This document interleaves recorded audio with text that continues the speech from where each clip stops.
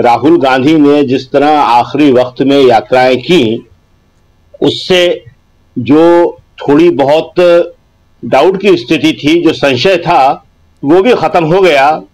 और अब आज की तारीख में अभी तक ये लगता है कि कांग्रेस जो है वहां पे काफी कंफर्टेबल पोजीशन में है। और बीजेपी तो जाहिर है वो खुद कह रही थी, उसके नेता कह रहे थे कि कांग्रेस को इतनी सीटें मिल जाएंगी, कांग्रेस को स्पष्ट मेजोरिटी नहीं मिलेगी और कांग्रेस का ये होगा। लेकिन उनमें से कोई भी ये कहने की स्थिति में नहीं था कि बीजेपी को स्पष्ट मेजोरिटी आ जाएगी। वो कांग्रेस के 45 से पहले रुकने के दावे कर रहे थे और अपने जो है उसके बारे में कुछ बोलने को तैयार नहीं थे। तो ये अपने आप में स्पष्ट है कि जब आदमी दूसरे के बारे में बोलता है तो खुद उसको नहीं लगता कि वो बना पाएगा। 2019 में भी यही स्थिति हुई थी, वहां पे भी बीजेपी मेजोरिटी से नीचे रुक गई थी। और आज जब राहुल अपने फुल फॉर्म में हैं, अपनी लोकप्रियता के शिखर पर हैं राहुल, उस वक्त उन्होंने ये अपनी तीसरी और एक बड़ी छोटी सी स्मॉलेस्ट यात्रा निकाल के वहां पूरा का पूरा जो है गेम बदल दिया। देखिए स्थिति क्या है कि समस्या तो हरियाणा में बहुत थी और बीजेपी के लिए बहुत बड़ी परेशानी भी थी, जनता के अंदर गुस्सा भी था, लेकिन उस गुस्से को, उस नाराजगी को एक स्वर देने का काम राहुल गांधी ने किया है। और ये जो कांग्रेस में छोटे मोटे विवाद हुए, परेशानियां पैदा हुई, अब वो सब एक साइड हो गया है। होता यह है कि जब चुनाव बॉर्डर पे होता है तो ये चीजें थोड़ा महत्व रखती हैं, इनको आप उभार सकते हो। लेकिन जब चीजें एक रंग ले लेती हैं तो ये सब संभव नहीं होता। अभी हरियाणा में एक बड़ा मजेदार वाकया चल रहा है कि जो आप जिक्र कर रहे थे गोदी मीडिया का, कि ये पूछ रहा है, कैसे सवाल पूछता है। तो कुछ हरियाणा के लोग बैठे हुए थे, जैसा कि गांव में बैठे रहते हैं, आराम से बैठे हुए, हुक्का पीते हुए। तो एक पत्रकार जी अपने माइक के साथ पूछते हैं, ताऊ कौन की हवा चल रही है? ताऊ ने एक गहरा कश खींचा हुक्के का, बोला कांग्रेस की। तो सनाका खा गया वो। रिपीट करा उसने फिर, कांग्रेस की। ताऊ ने फिर हवा में हाथ उठाया, कांग्रेस की। थोड़ी दूर बैठे हुए जो दूसरा उनका साथी बैठा था, कई लोग घेरे में बैठे हुए थे, उसके पास गया, उससे कहा ताऊ ते बता कौन की हवा चल रही है? उसने कहा कि इतनी सी देर में हवा बदल जाएगी। अंदाज है भैया, बहुत खास है आपका शकील जी। तो हमारा नहीं है ये, हरियाणवियों का जो ह्यूमर है वो बड़ा बेस्ट ह्यूमर है, बहुत अच्छा ह्यूमर है उनका। उनके अंदर जो सेंस ऑफ ह्यूमर होता है, अगर आप गांव में जाओ और लोगों से चुपचाप सुनो तो आपको मालूम पड़ेगा कि उनके अंदर कितना सेंस ऑफ ह्यूमर है। वो बड़ी मजेदार मजेदार बातें कर रहे हैं। अभी जब ये हुआ 2 अक्टूबर आया तो ये लोग लाल बहादुर शास्त्री, लाल बहादुर शास्त्री, हर जगह बोला जाता है लाल बहादुर शास्त्री, कोई प्रॉब्लम नहीं है। लेकिन वो उनकी क्या है नाम है, कंगना रनौत आ गई, तो वो तुलना करने लगी शास्त्री जी और गांधी जी में। तो वहां पे हरियाणा में लोगों ने कहा कि भाई बहुत बढ़िया बात कर रही है, बस शास्त्री जी ने जो नारा दिया था जय जवान जो किसान, उसको तो मार दिया। और साथ में बेचारा उसने कसूर नहीं किया था, खाली तुक्क मिलती थी, उस पहलवान को भी मार दिया तुक्क की वजह से ही। तो जय किसान को मारा, जय जवान को मारा और जय पहलवान को मारा। तो बहुत बढ़िया है वहां पे। खैर, तो आज की स्थिति जो है राजीव जी, वो कांग्रेस के लिए बहुत कंफर्टेबल है और all credit goes to mister Rahul Gandhi. देखिए राहुल गांधी 20 साल में ये पहला चुनाव है ऐसा, हमने उनका पहला चुनाव जिसमें राहुल गांधी बहुत एक्टिव हुए थे विधानसभा चुनाव में, वो 2007 का उत्तर प्रदेश चुनाव था। 2004 में वो जीते थे अमेठी से पहली बार, और 2007 में उसके बाद पहला विधानसभा चुनाव आया था उत्तर प्रदेश। और वो चुनाव ऐसा था, हमारे बहुत सारे गोदी मीडिया के दोस्त हैं बहुत सारे, सबको बता सकते हैं, सबको याद भी आ जाएगी, सुनते हैं जो हमको अभी हाल। उसमें राहुल गांधी ने हम सबको थका थका कर मार डाला, जिसे कहते, इतनी मेहनत की थी उन्होंने। और राहुल चूंकि पहली बार चुनाव प्रचार में इस तरह हर कॉन्स्टिट्यूंसी में जाने की कोशिश कर रहे थे, 400 से ऊपर है वहां पे, तो 24 घंटे का सफर। और जाहिर है कि राहुल जब पहला वो कर रहे थे तो पत्रकार भी उनको कवर करने के लिए कोई छोड़ना नहीं चाहता था, कोई मिस करना नहीं चाहता था।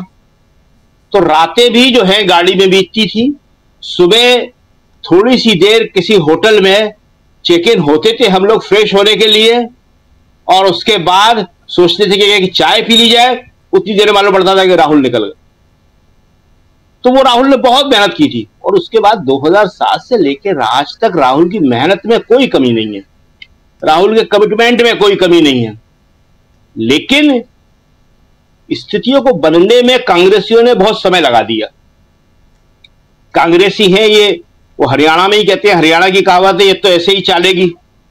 तो कांग्रेस की गाड़ी तो ऐसे ही चलती है, वो तो उसी रफ्तार से, उसके अंदर वो तेजी नहीं आती। वो हम जो अक्सर कहते हैं कि Rahul is a class batsman, मगर वो क्लास बैट्समैन जिस टीम के साथ है वो कैजुअल अप्रोच वाली टीम है पूरी की पूरी। एक कैजुअल अप्रोच की टीम के साथ में एक क्लास बैट्समैन को बड़ी परेशानी होती है अकेले मैच निकालना, विवियन रिचर्ड्स भी नहीं निकाल पाता है। लेकिन राहुल ने वो कोशिश करी, और ये जो चुनाव है हरियाणा का, इसमें इन्होंने ये बता दिया कि सारी गुटबाजी एक तरफ, और जनता जो है अगर आप उसके सोच को पकड़ लो तो वो एक तरफ। जनता ने इस चुनाव में जो वोट अभी तक दिया है, अभी 1-2 घंटे में, और जो आगे देगी, वो राहुल की लोकप्रियता के लिए, राहुल पर विश्वास के लिए, और उन मुद्दों के लिए जो मुद्दे आज वहां पे हर गांव गांव में लोगों को परेशान कर रहे हैं। किसान, जवान का मुद्दा जो अग्निवीर का है, जिसको राहुल ने बहुत जोर शोर से पूरे देश में उठाया, और पहलवान, राहुल ने उनको बड़े स्पेसिफिक ढंग से अपने ट्वीटों में लिखा है, सारे मुद्दे बहुत साफ साफ लिखे हैं कि क्या क्या मुद्दे हैं, किन किन पे वोट होगा। तो ये चुनाव उन्हीं मुद्दों पे हो रहा है, और बीजेपी उनमें से एक भी मुद्दे को एड्रेस करने में असफल साबित हुई। तो देखते हैं क्या होता है।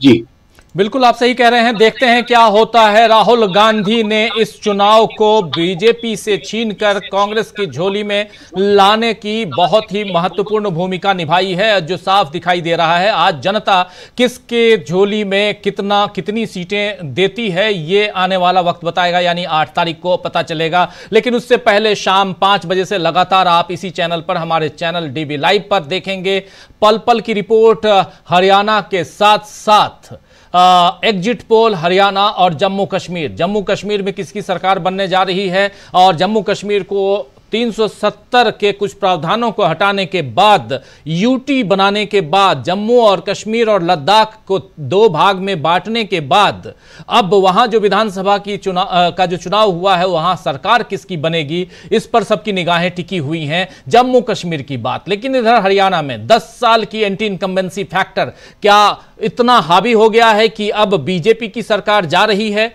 या वहां कोई एंटी इनकम्बेंसी नहीं है, यहां पूरा का पूरा मामला जो है वो बीजेपी के पक्ष में। ये सब कुछ हम शाम को बताएंगे, लेकिन उससे पहले दिन भर क्या कुछ चल रहा है उसकी गतिविधियां। अभी से थोड़ी देर पहले राहुल गांधी ने भी ट्वीट किया है, उस ट्वीट को भी दिखाएंगे। राहुल गांधी ने ट्वीट के साथ साथ वीडियो भी साझा किया है, उसको भी दिखाएंगे। लेकिन इन सब के बीच इधर हरियाणा की बातें और हरियाणा में जो चल रहा है उसकी बातें, उस पर उसका विश्लेषण हम हमारे साथी यहां कर रहे हैं। 3 साथी हमारे साथ मौजूद हैं, प्रशांत टंडन जी हैं, शकील अख्तर जी हैं, और इधर स्टूडियो में हमारे साथी समीर आत्मज मिश्र जुड़े हुए हैं। और आपको हम पहुंचा रहे हैं वहां की हर बातें, हर खबर जो आपको जानना समझना जरूरी है। कुमारी सैलजा से जब अभी बात हुई थोड़ी देर पहले मीडिया की, तो मीडिया ने पूछा कि बार बार आपसे ये क्यों कहा जाता है, आप क्यों आपको बीजेपी लेना चाहती है। तो कुमारी सैलजा ने साफ साफ कहा कि चूंकि बीजेपी कमजोर है इसलिए वो मुझे अपने पाले में लेना चाहती है। लेकिन आपको बता दूं कि कांग्रेस बहुत मजबूत है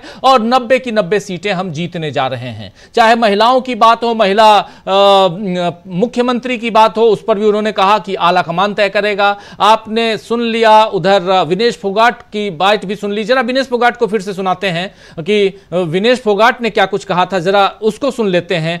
राहुल गांधी के ट्वीट को, राहुल गांधी के वीडियो को भी देखेंगे। विनेश फोगाट को सुनिए पहले।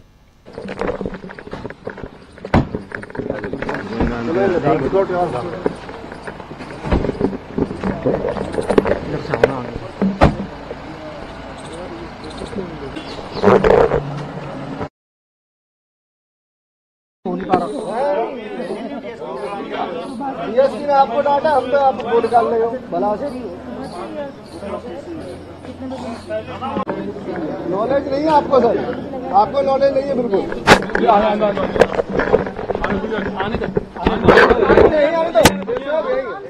आप फास्ट साइड हो जाएगा। विनेश जब मारे आऊँ शांति शांति। आज आपके लिए बड़ा दिन है, कैसे आप इस दिन को देख रही हैं, क्योंकि आप मतदान भी कर रही हैं और आपके लिए लोग भी मतदान कर रहे हैं। देखिए, मेरे लिए नहीं, पूरे हरियाणा के लिए आज बहुत बड़ा दिन है और हम आए हैं सुबह सुबह अपने घर पे मतदान करने के लिए। और मैं पूरे देशवासियों से, पूरे हरियाणा वासियों से मैं आग्रह करती हूँ कि मतदान जरूर करने जाएं। ये आपका अधिकार है, ये आपकी ताकत है, इसको आपको जाना चाहिए और एक उत्सव के रूप में आपको मनाना चाहिए। मिस फोगाट, आप एज अ वोटर किन मुद्दों पे वोट करी हैं? देखिए, मुद्दे तो बहुत सारे हैं, लेकिन सच्चाई ईमानदारी के साथ में जो काम करता है, महिलाओं के रक्षा के लिए जो काम करता है, उसके लिए हम वोट कर रहे हैं। और बेरोजगारी को जो दूर करेगा, उस पार्टी के लिए हम वोट कर रहे हैं। और आप सबको पता है कि इस पार्टी की मैं बात कर रही हूँ। कांग्रेस पार्टी आज मैदान में है, मैं उनकी उम्मीदवार हूँ और आप सबका बेहतरीन दिल से धन्यवाद। आप कवर कर रहे हो पूरे हरियाणा को और आप लोग जो है पूरे देश का चौथा स्तंभ हो, तो आप लोगों को बधाई और पूरे हरियाणा वासियों को भी बधाई। औरतों के मुद्दों को लेकर सबसे ज्यादा किस चीज पे विशेष ध्यान रहेगा विनेश इस समय हरियाणा को लेकर? खुद एक औरत, खुद एक मतदान करने के लिए और एक उम्मीदवार भी, औरतों का कितना बड़ा कास्ट इक्वेशन रहता है हरियाणा को लेकर? पार्टी से आप चुनाव लड़ रही हैं, क्या उसको महिला एक मुख्यमंत्री मिलनी चाहिए? देखिए, मैं ना तो आला कमान हूँ, ना मैं हाई कमान हूँ। मैं पार्टी की एक कार्यकर्ता हूँ और जितना कार्यकर्ता के हाथ में होता है उतना मैं आपको जवाब दे सकती हूँ। बाकी पार्टी डिसाइड करती है और स्वागत करते हैं सभी पार्टी के डिसीजन। पहली बार अगर एक महिला बनेगी तो हरियाणा की चीफ मिनिस्टर रहेगी, क्या इस पे कोई उम्मीद लगी? देखिए, उम्मीद तो हमेशा जिंदा ही रहती है और मैं हर उस महिला के साथ में हूँ जो संघर्ष कर रहे हैं, मैदान में है। बाकी हुड्डा साहब के नेतृत्व में, रुद्रदेवान जी के नेतृत्व में सब पूरे हरियाणा वासियों ने चुनाव लड़ा है और आलाकमान जो फैसला करता है वो सबके सर माथे होता है। क्या फैसला आएगा वो तो नेक्स्ट फेज है। आज के दिन सबको मतदान करने जाना चाहिए और सबको एक एक वोट बहुत कीमती है, बहुत जरूरी है, सबका अधिकार है।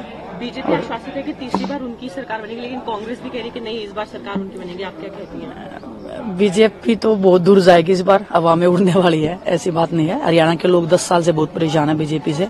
जो उन्होंने अत्याचार किया किसानों के साथ, चाहे खिलाड़ियों के साथ में, जो अपमान और जो व्यवहार उन्होंने किया है, तो लोग भूले नहीं है उस चीज को, सबको याद है। धन्यवाद। मैम, आज आप मतदान कर रही हैं और बड़ा दिन है आपके लिए, कैसे आज के दिन को आप स्पेशली देख रही हैं, क्योंकि आपके लिए लोग मतदान कर रहे हैं? देखिए, बहुत बड़ा उत्सव है एक, तो बहुत बड़ा उत्सव है ये और यहां बहुत सधे हुए अंदाज में बात कर रहे हैं विनेश फोगाट। एक छोटा सा कमेंट चाहूंगा प्रशांत टंडन जी। विनेश फोगाट बहुत ही सधे हुए अंदाज में और लग रहा है कि जो एक पॉलिटिशियन जैसा बोलना चाहिए वो बोल रही हैं और यहीं से परेशानी बढ़ती है बीजेपी की। और महिला पहलवानों के साथ जो कुछ हुआ इसका इसको भी याद करती हैं, याद दिलाती हैं यहाँ पे विनेश फोगाट। कितना बड़ा फैक्टर है इस चुनाव में विनेश फोगाट? प्रशांत टंडन जी। देखिए राजीव जी, विनेश फोगाट का जो संघर्ष है, चाहे वो जंतर मंतर का संघर्ष हो, चाहे पुलिस कोर्ट में इंसाफ के लिए संघर्ष हो, और या फिर ओलंपिक में, आप सोचिए एक रात में वजन घटाना और वो जो संघर्ष उनका है, भले ओलंपिक मेडल ना मिला हो, लेकिन वो संघर्ष पे तो कितनी फिल्में बनेंगी, कितनी किताबें लिखी जाएंगी। वो मामूली संघर्ष नहीं था। और उसमें भी सच अभी सामने आना बाकी है कि उस रात हुआ क्या था, या उस दौरान विनेश फोगाट के साथ क्या हुआ था। क्या उनकी टीम ने ऐसा क्या उनको खिलाया पिलाया था कि उनका वजन कम नहीं हो पाया। रात भर एक्सरसाइज, रात भर ट्रेडमिल, रात भर साइकिल चलाने के बाद भी ये सब अभी वक्त रहते सामने आएगा कि क्या वो कोई दुर्घटना थी, क्या वो कोई साजिश थी, वो क्या था। लेकिन विनेश फोगाट को हम लोग देखते हैं कि कितना जुझारू है। मुझे वो रात याद आती है राजीव जी, जब हम और आप जंतर मंतर गए थे और बारिश हो रही थी और विनेश को बुखार था उस दिन, और उस बारिश में टेंट भी नहीं था उनके पास। वो कोई एक बरसाती के अंदर सारे साक्षी मलिक, विनेश फोगाट और उनके तमाम और साथी, वो सब उस बरसाती में अपने आप को बचा रहे थे, और वहां पे डॉक्टर भी अलाउ नहीं किया गया था। लाइट काट दी गई थी, मच्छर बहुत थे, बहुत जी, बिजली काट दी गई थी। तो जो कॉमनवेल्थ, ओलंपिक में, एशियन गेम्स में मेडल लाती रही खिलाड़ी, उसके साथ ये हाल हम लोग तो देख कर आए जंतर मंतर में क्या हो रहा था। उसके बाद पुलिस ने कैसे उसको घसीटा। तो बहुत जूझ के, बहुत संघर्ष करके विनेश फोगाट राजनीति में आई हैं, और राजनीति में उनका संघर्ष तो अब यहाँ से चालू होता है कि कैसे आगे वो बढ़ेंगी। लेकिन उनका संघर्ष ही जो है वो लोगों ने उसको सलाम किया। आप देखिए कि दिल्ली के एयरपोर्ट से विनेश फोगाट का घर कोई 130-125 किलोमीटर दूर है, और उनको अपने घर पहुंचने में 15 घंटे लग गए। जगह जगह लोगों ने स्वागत किया, कोई घी दे रहा है, कोई मट्ठा दे रहा है, कोई दूध दे रहा है, कोई दही दे रहा है, कोई उनको तमाम तरीके के तोहफे, गिफ्ट, और हर कोई स्वागत करना चाह रहा था। तो वो रुक नहीं, चल नहीं पाए वो, मतलब 200 मीटर चलने तो अगला पड़ाव। तो वो 15 घंटे में अपने घर पहुंच पाई, वहीं से तय हो गया था। और उस वक्त वो राजनीति में नहीं आई थी। तब भी तो हरियाणा की जनता ने उनको, उनके इस मेहनत को, उनके संघर्ष को सलाम किया था। और मुझे लगता है कि हरियाणा की जनता उनको आज जो मतदान हो रहा है उसमें वैसा ही स्वागत सत्कार करेगी जैसा उनका ओलंपिक से लौटने के बाद किया था। एक और बात राजीव जी, बात होती है ये, अभी हम लोग चर्चा कर रहे थे कि कुमारी शैलजा के सामने मीडिया के माइक अगर अनिल विज के पास जाएंगे तो बहुत मजेदार बात करेंगे। याद कीजिए अनिल विज को, जब वो खट्टर जी हटे और इस्तीफा हुआ तो वो अपनी कार छोड़कर चले गए थे घर जी। पार्टी की, लेजिस्लेटिव पार्टी की मीटिंग में नहीं गए थे वो। और उनके बयान खट्टर को लेकर, बीजेपी को लेकर, बीजेपी के नेताओं को लेकर छुपे हुए नहीं, सब मीडिया में। तो ये बीजेपी के अंदर जो सरफुटअव्वल थी उसने भी बीजेपी का रास्ता मुश्किल किया है। और कंगना रनौत, अभी शकील जी चर्चा कर रहे थे उनकी, उन्होंने कहा कि किसान आंदोलन में हत्याएं और बलात्कार हो रहे थे। जब किसान आंदोलन चल रहा था तो वो खालिस्तानी बता रही थी, वो आतंकवादी बता रही थी किसानों को। बिल्कुल बिल्कुल। और उन सब ने बीजेपी का रास्ता मुश्किल किया है। कंगना रनौत भी हैं उसमें अनिल विज भी हैं, उसमें बीजेपी के वो तमाम रेबल भी हैं जिनको बर्खास्त करना पड़ा, जिन्होंने बगावतें की पार्टी के खिलाफ और पार्टी छोड़ी इस दौरान। तो बीजेपी का भी रास्ता जो है बीजेपी के लोगों ने मुश्किल किया इस चुनाव में। बिल्कुल, थोड़ा सा आपको रोकना चाहूंगा प्रशांत जी। और अभी वोटिंग परसेंटेज आप देख रहे हैं, धीरे धीरे अपडेट हमारे स्क्रीन पे भी हो रहा है। अभी तक आपको बताऊं कि 9.53% की पोलिंग हुई है हरियाणा में। सुबह 9 बजे तक, यानी 2 घंटे की, 7 बजे से 9 बजे के बीच 9.53% की पोलिंग वोटिंग हुई है, जिसमें अंबाला में 11.87%, भिवानी में 9.72%, चरखी दादरी में 9.08%, प्रतिशत, फरीदाबाद में 8.82%, फतेहाबाद में 11.81%, गुड़गांव में 6.10% और हिसार में 8.49%, झज्जर में 8.43%, जिंद में 12.71, जहां से जिंद के ही जुलाना में विनेश फोगाट हैं, और कैथल में 9.54%, करनाल में 11.10%, कुरुक्षेत्र में 10.57%, महेंद्रगढ़ में 11.51%, मेवात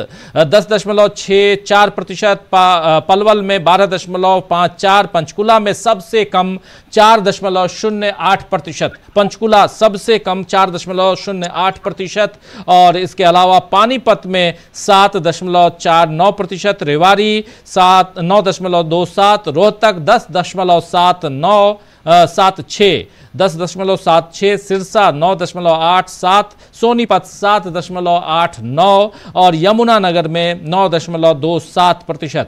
तो सबसे कम पंचकुला में और सबसे ज्यादा जिंद में पोलिंग हुई है। अभी तक के जो आंकड़े हैं उस आधार पर जिंद में 12.71% और पंचकुला में 4.08%, यानी लगभग 13% की पोलिंग जिंद में, जहां जुलाना है और वहीं पर विनेश फोगाट लड़ रही हैं, और इधर पंचकुला जहां मात्र 4% की पोलिंग हुई है, 4 और उधर 12-13%, और इस प्रकार लगभग 9.5% की पोलिंग 9.53% की वोटिंग हुई है अभी तक।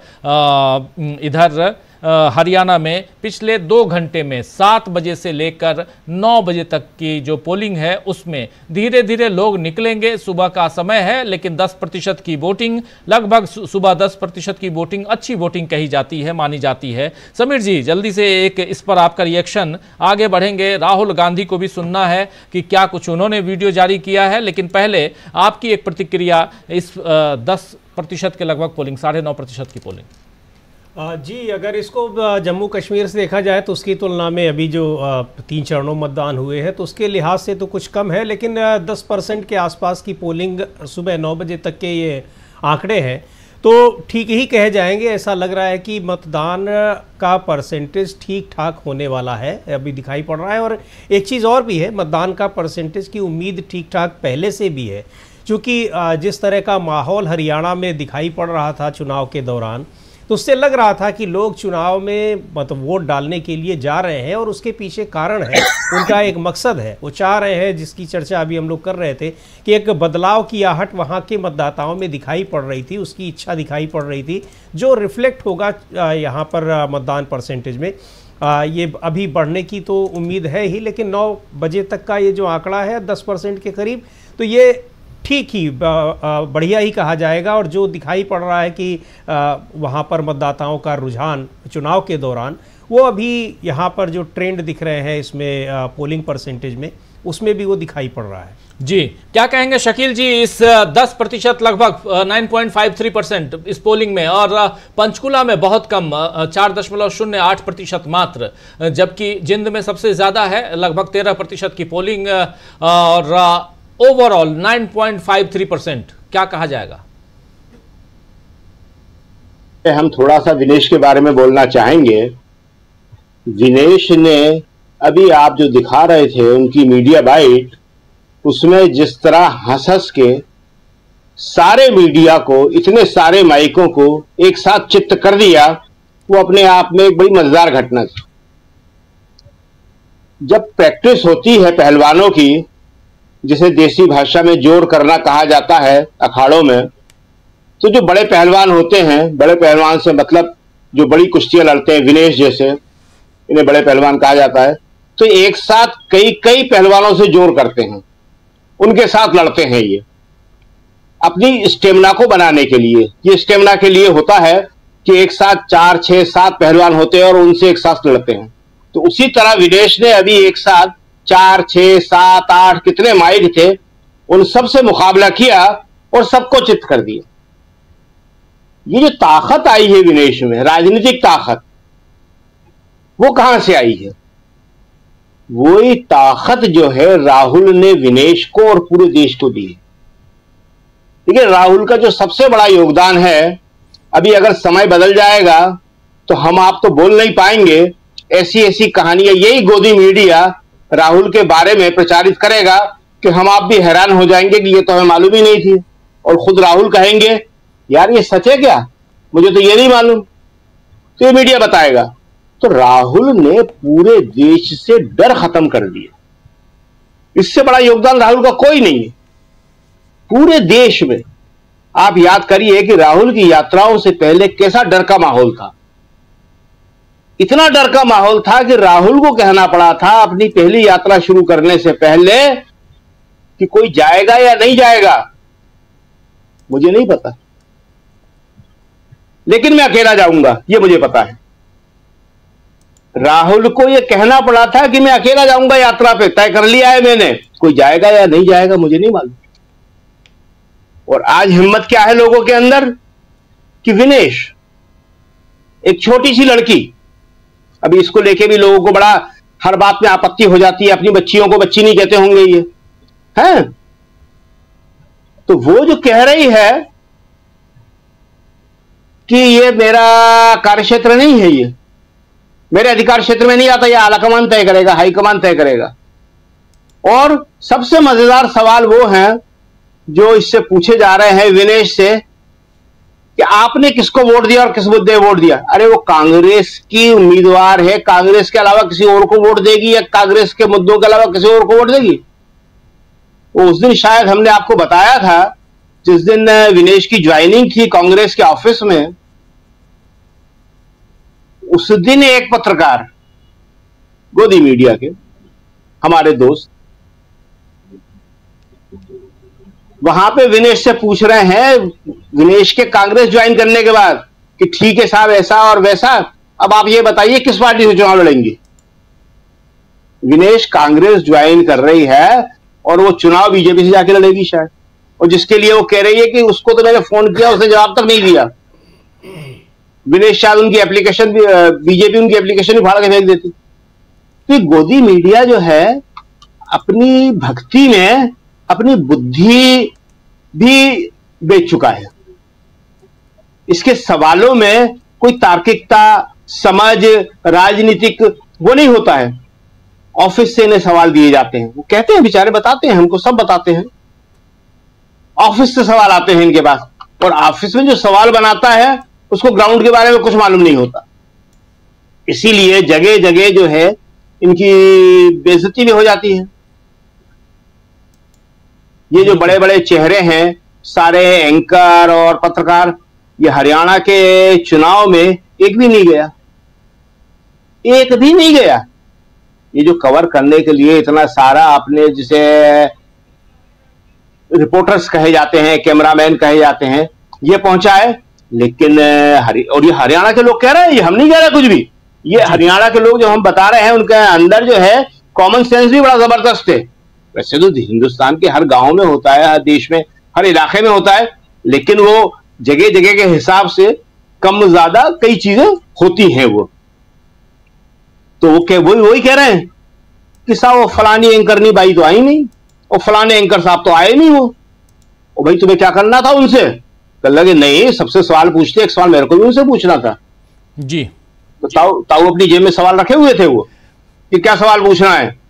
तो ये जो है परसेंटेज अच्छा है, ये परसेंटेज अभी और जाएगा, अभी तो बहुत ही शुरुआती दौर है, और परसेंटेज इसलिए अच्छा जाएगा या ठीक जाएगा जो भी है कि सबसे बड़ी बात यही है कि ये चुनाव इतना क्लियर है कि मुझे वोट क्यों देना है।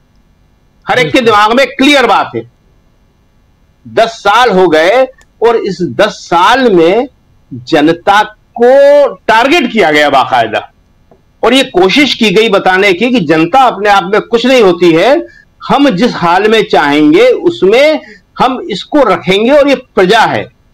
ये फर्क प्रजा और जनता का है। आप जनता हो या प्रजा हो, प्रजा जय जयकार करती है, राजा की जय हो, राजा हमेशा जिए, उसे अधिकार से कोई मतलब नहीं होता। और आप याद कर लीजिए कि मोदी जी लगातार वो कर्तव्य पथ बनाते हैं, अधिकार की बात कभी नहीं करते। उनकी हर भाषण, हर जगह उनका हर ये होता है कि जनता के सिर्फ कर्तव्य हैं ताकि वो प्रजा हो जाए, उसका कोई अधिकार नहीं है। और जनता यही बताने के लिए इस चुनाव में वोट करेगी कि भैया इस संविधान ने हमको अधिकार दिए हैं। अधिकार हमारे पास। शकील जी, बहुत बड़ी बात आप कह रहे हैं, कर्तव्य और अधिकार। ये आप लोग दोस्तों बचपन में, अगर मुझे जहां तक ध्यान आता है 6वीं 7वीं 8वीं में कर्तव्य और अधिकार पढ़े होंगे, सिविक्स में खासकर, और उसमें वही बात यहाँ संविधान की जब बात आती है तो कर्तव्य और अधिकार की बात आती है, जो यहाँ शकील अख्तर जी कह रहे हैं। प्रधानमंत्री नरेंद्र मोदी कर्तव्य पथ बनाते हैं, उसके अलावा आप जानते हैं ना कर्तव्य पथ कौन सा है यहाँ दिल्ली में, बहुत अच्छी तरह से जानते हैं। लेकिन उसके अलावा जो सबसे बड़ी बात कि आपका कर्तव्य क्या है लेकिन आपका अधिकार क्या है, ये बात आप जानते हैं और ये जानना भी जरूरी है। और इसी अधिकार के तहत आप कहीं ना कहीं बहुत कुछ मांग सकते हैं, कह सकते हैं और आप आंखें तरेड़ सकते हैं, दिखा सकते हैं। और ये वक्त है जब आज वोटिंग हो रही है तो आप बता सकते हैं कि लीजिए मैं आपके अगेंस्ट वोट कर रहा हूं, इसलिए कर रही हूं, इसलिए क्योंकि आपने मेरे अधिकारों से मुझे वंचित रखा। आपका कर्तव्य जो था वो आपने नहीं किया। आपको अपने कर्तव्य की बात करनी चाहिए साहब, न कि हमारे कर्तव्य की बात करनी चाहिए। यह बात इस संविधान ने और इतना बहुत ही पुरजोर तरीके से जनता और जो शासक है उसके बीच रखने का अधिकार हमको मिलता है। बाबा साहब अंबेडकर ने जो संविधान हम सबको सौंपा है, उस संविधान के तहत यह बहुत जरूरी है कि इसको जानना समझना चाहिए। इसी बीच जब आज हम हरियाणा चुनाव की बात कर रहे हैं, जिसमें 90 सीटें हैं, विधानसभा की 90 सीटों पर आज पोलिंग हो रही है। 90 की 90 सीटों पर आप जानते हैं कि 1 अक्टूबर को वोटिंग होनी थी, लेकिन 1 अक्टूबर को न कराकर यह वोटिंग हो रही है आज 5 अक्टूबर को, और 4 अक्टूबर को जिसका रिजल्ट आना था वो अब रिजल्ट आएगा 8 अक्टूबर को।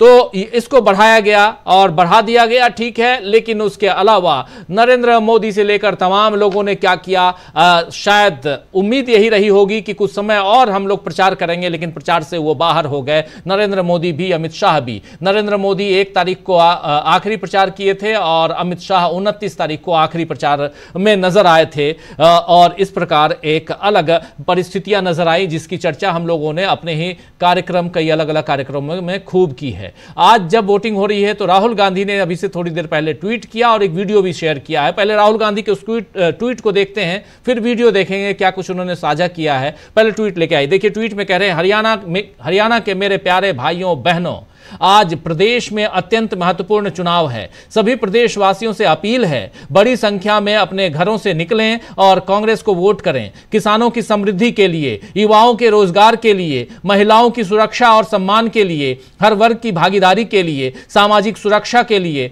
हर परिवार की खुशहाली के लिए। कांग्रेस को दिया आपका हर वोट संविधान की रक्षा करेगा और भाजपा के अत्याचारों के विरुद्ध अपना आपका हथियार बनेगा। हमें हरियाणा में 36 बिरादरियों की सरकार बनानी है। जी हां, हमें हरियाणा में 36 बिरादरियों की सरकार बनानी है। सबकी हिस्सेदारी वाली सरकार, न्याय की सरकार बनानी है, कांग्रेस की सरकार बनानी है। अब हाथ बदलेगा हालात, ये कह रहे हैं राहुल गांधी। इसके साथ राहुल गांधी ने एक वीडियो भी साझा किया, उस वीडियो को भी देख लेते हैं क्या कुछ राहुल गांधी उस वीडियो के जरिए पैगाम देने की कोशिश कर रहे हैं। देखिए जरा।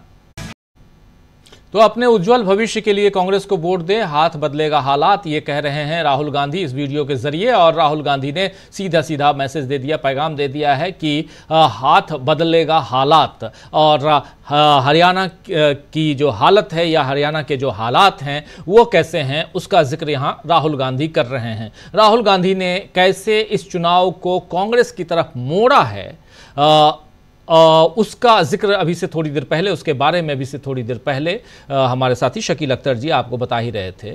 और इस चर्चा में हम लोग ये भी आपसे बता रहे हैं कि कितने प्रतिशत की पोलिंग हुई है। बाएं स्क्रीन पर आप, हमारे इस स्क्रीन पर बाएं साइड आप देख रहे होंगे, और अलग अलग ज़िलों में आप जानते हैं कि हरियाणा में 22 ज़िले हैं, 22 डिस्ट्रिक्ट हैं हरियाणा में और 90 सीटें हैं। 22 ज़िलों में क्या तस्वीर है पोलिंग की वो हम आप तक रख रहे हैं। और 2019 के चुनाव में क्या तस्वीर थी, किसको कितनी, यानी कि जो विधानसभा में किसको कितनी सीटें आई थीं, वो हम आपके सामने ऊपर के स्क्रीन पर लेके आए हुए हैं। 40 सीटें उस समय बीजेपी को आई थी, 31 सीटें आई थी कांग्रेस पार्टी को, 10 सीटें जेजेपी को आई थी और 9 सीटें अदर्स के खाते में गई थी। ये हालात उस समय के थे। लेकिन अभी क्या ये हाथ बदलेगा हालात का जो नारा है वो बदलता हुआ दिखाई देता है। तो ये सब कुछ हम आपको बताएंगे। लेकिन उसके अलावा रणदीप चौटाला मंत्री भी रह चुके हैं, उन्होंने क्या कुछ कहा है जरा वो भी सुन लेते हैं। चर्चा आगे बढ़ाएंगे। चर्चा में हमारे साथ 3 वरिष्ठ साथी जुड़े हुए हैं। स्टूडियो में समीर जी हैं और उधर प्रशांत टंडन जी और शकील अख्तर जी भी हैं, और थोड़ी देर बाद और भी हरियाणा के ग्राउंड से और भी कुछ साथी हमारे जुड़ेंगे, उन सब से भी आपको वहां की तमाम खबरें आप तक पहुंचाएंगे। तो जुड़े रहिए हमारे साथ, बने रहिए हमारे साथ चाय की चुस्कियों के साथ। लेकिन सुनिए चौटाला क्या कुछ कह रहे हैं, सुनिए जरा। उस पे मैंने एक ठीक पर्सन को वोट डाला है। यहाँ पर 1 नंबर पार्टी कांग्रेस जा रही है। मैं बड़ी ऑनेस्टली बड़ी साफ बात कहूंगा, और हंग असेंबली देख रहा हूँ, बीजेपी 20 के आसपास है, कांग्रेस कोई 42-43 पे है, और इंडिपेंडेंट और अदर्स 20 से ज्यादा निकल के आ रहे हैं। तो एक हरियाणा बड़ा निर्णायक फैसला करता है। अभी क्या होगा सब बैलेट बॉक्स में है, लोग ही तय करेंगे। जननायक की बात करें, जननायक जनता पार्टी कह रही है हम जीतेंगे इस बारी। देखिए, मैं मेरे मतदाताओं से पूछूंगा, पिछली बार भी क्योंकि मैं ना कांग्रेस की टिकट से खड़ा हो रहा, ना बीजेपी से, ना किसी पार्टी से, इंडिपेंडेंट लड़ा हूँ, पिछली बार भी इंडिपेंडेंट। ये एक इतिहास है कि किसी आदमी को इंडिपेंडेंट भी दूसरी बार लोग बना रहे हैं। आप कांग्रेस की बात कर रहे हैं। देखिए, मैं आपसे बता रहा हूँ कि ये चुनाव कैंडिडेट्स का है, पर्सनैलिटीज का है, यहाँ पार्टीज का चुनाव। यहाँ कांग्रेस और बीजेपी दोनों ही तीसरे और चौथे नंबर पे, आप भी इस बात को जान रहे हैं। सर, अगर हंग असेंबली आती है तो किंग मेकर कौन होगा? देखिए, तो लोगों को एक आदमी नहीं करेगा, बहुत लोग बन के आएंगे। पिछली बार हम 7 थे, हमने पहले समर्थन दिया, फिर 10 जेजेपी वालों ने समर्थन दिया। जो भी बनेगी उसे कम से कम 10-15 लोग साथ और चाहिए, क्योंकि हरियाणा में कभी भी डिस्टेबलाइज हो सकता है। यहाँ तो कोई बड़ा हाउस नहीं है, 90 का है, 5-4 में भी गेम इधर उधर की हो सकती है। तो मुझे लगता है कि एक हंग असेंबली है, सभी चिंतित है कि कौन किसके साथ जाएगा। यानी रुझान कांग्रेस की हो सकती है, आप बीजेपी के साथ रहेंगे, कांग्रेस जा सकते हैं, साथ सरकार बनाएगी। देखिए, हर के बीजेपी भी यही बात कहती है, कांग्रेस भी यही कहती है, और जो अभी कहीं अपनी सीट ही नहीं निकालो वो भी ये कह रहा है कि मैं सरकार बनाऊंगा। देखिए, मैं मेरे मतदाता कहेंगे वहां जाऊंगा, मुझे वो बना रहे हैं। यानी कांग्रेस भी हो सकती है? नहीं, मैं अभी कुछ नहीं कहूंगा, जो मतदाता कहेंगे चुनने के बाद उन्हें कहूंगा बोलो क्या फैसला, मेरा फैसला करेंगे। आप जनता के साथ ही रहेंगे? मैं जनता के साथ, जनता नहीं, मैं जनता के साथ, मैं जो मेरे लोग कहेंगे उनके साथ। जज्बा से हमारा आपस में डबवाली में मेरा उनमें एक समझौता है, मैं उनकी मदद कर रहा हूँ, मेरी कर रहे हैं, वो हमारा है। ये डिपेंड करेगा कि उस वक्त हमारी। तो आप सुन रहे थे रंजीत चौटाला, निर्दलीय चुनाव लड़ रहे हैं। बीजेपी का समर्थन किया था पिछले चुनाव में, निर्दलीय जीते थे, उस समय भी बीजेपी का समर्थन किया, और अब फिर से बीजेपी का साथ छोड़कर अकेले चुनाव लड़ रहे हैं। कहीं भी जा सकते हैं, किसी भी तरफ जा सकते हैं, और ये साफ साफ झलक रहा है, दिख रहा है कि यहाँ पर इनके मस्तिष्क में क्या चल रहा है, ये बहुत इंपॉर्टेंट है। लेकिन इसके अलावा यहाँ से जो इनकी बात है, इसके अलावा एक आध और भी बाइट सुनाना चाहता हूं, और बहुत महत्वपूर्ण है अलग अलग लोगों की बातें सुनना, अलग अलग लोगों की बातें समझना। वर्धन यादव हैं, बादशाहपुर गुरुग्राम से हैं, इनका भी इनकी बाइट भी आपके पास रखेंगे हम। और ये कांग्रेस से बहुत कम उम्र के हैं, कांग्रेस से चुनाव लड़ रहे हैं, गुरुग्राम बादशाहपुर सीट से। इन्होंने क्या कुछ कहा है जरा ये भी सुनिए। नमस्कार साथियों, मैं आपका बेटा, आपका भाई वर्धन यादव। आज लोकतंत्र का महापर्व है और बादशाहपुर के भविष्य का निर्माण होने जा रहा है। आप सभी साथियों से अनुरोध है कि ज्यादा से ज्यादा संख्या में अपने बूथ तक पहुंचें और मतदान अवश्य करें।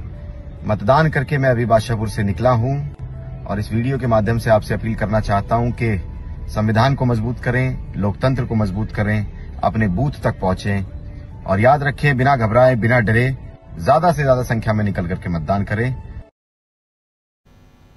तो वर्धन यादव बहुत मजबूती के साथ चुनाव लड़ रहे हैं। समीर जी, शायद आप इनके एरिया में गए थे, मुझे जहां तक ध्यान आ रहा है, क्या कुछ है इनके एरिया में, कितनी मजबूती से ये चुनाव लड़ रहे हैं? कांग्रेस पार्टी के हैं, युवा नेता हैं। बिल्कुल, बादशाहपुर में, और जो गुड़गांव से ये दिल्ली से लगा हुआ क्षेत्र है, और एक तरह से है तो ज़्यादातर हिस्सा उसका ग्रामीण इलाके में, लेकिन गुड़गांव के आसपास के सारे जो ग्रामीण इलाके भी हैं वो शहरी जैसे ही हैं, और अंदाज भले वहाँ ग्रामीण का है। और वर्धन यादव को लेकर युवा नेता हैं, और जो अभी थोड़ी देर पहले हम लोग बात कर भी रहे थे कि एक तो वहाँ सरकार से नाराज़गी, कांग्रेस के प्रति एक रुझान, राहुल गांधी का फैक्टर और उस पर एक युवा नेता, तो बहुत एक मजबूत स्थिति में वर्धन यादव वहाँ पर दिखाई पड़ रहे थे। हालांकि तब बिल्कुल शुरुआती दौर था चुनाव प्रचार का जिस समय हम लोग वहाँ गए थे, लेकिन वर्धन यादव को लेकर चर्चाएँ काफ़ी हो रही थी। युवाओं में एक उत्साह था और कि अपना यंग लड़का है और सारी चीज़ें हैं। दूसरे जो अभी हमने बात की थी परिवार रजिस्टर वाली बात, वो मुद्दा वहीं पर उसी क्षेत्र में, उसी इलाके में, बादशाहपुर के इलाके में ही हमको पहली बार वहाँ पर लोगों के बीच में इसकी जानकारी मिली थी और उसका बड़ा विरोध था, जिसको बाद में राहुल गांधी और प्रियंका गांधी दोनों ने अपनी सभाओं में उठाया और कहा कि वो आने पर इसको ख़त्म कर देंगे, इस तरह का रजिस्टर जो बनाया गया है जिसमें लोगों का, उनको जो सोशल वेलफेयर स्कीम की जो सुविधाएं मिल रही हैं, फ़ायदे मिल रहे हैं, उनको छीनने की एक कोशिश है, साजिश है। ये वहाँ के लोगों का आरोप था। तो ये अभी जो सुना हम लोगों ने वर्धन यादव को, ये वहीं से चुनाव लड़ रहे हैं और काफ़ी उत्साह है उनको लेकर मतदाताओं में। जी बिल्कुल, काफी उत्साह है, यंग युवा नेता हैं और कांग्रेस पार्टी कहां कहां कैसे कैसे मजबूत है ये हम बता रहे हैं। उसके साथ साथ हरियाणा का चुनाव किस दिशा में जा रहा है, क्या कांग्रेस पार्टी यहां जिस मजबूती के साथ चुनाव लड़ रही है, क्या वो मजबूती 90 सीटों पे है, क्या कांग्रेस यहां सरकार बनाने जा रही है, क्या बीजेपी इस बार सरकार पर यानी सत्ता पर काबिज नहीं हो पाएगी, ये सब कुछ अगर जानना है तो एग्जिट पोल देखिए आज शाम 5 बजे से लगातार हमारे चैनल पे। हमारे साथ 2 साथी, वरिष्ठ साथी जुड़े हुए हैं। प्रशांत टंडन जी, एक बार जल्दी से आपके पास आना चाहता हूं। और यहां प्रशांत जी, जब आप भी उस एरिया में थे और खासकर राहुल गांधी जिस एरिया में धान की फसल बोने गए थे, उस एरिया में आप गए थे, वहां की महिलाओं से भी आपने खूब बात की, किसानों से खूब बात की, क्या कुछ आपको नजर आया? पहलवानों के बीच भी गए, अखाड़े में गए, क्या कुछ वहां नजर आया? जरा आपसे समझना चाहता हूं, क्या उसके जरिए हम हरियाणा के आज जब वोटिंग हो रही है इसको समझ सकते हैं? प्रशांत जी,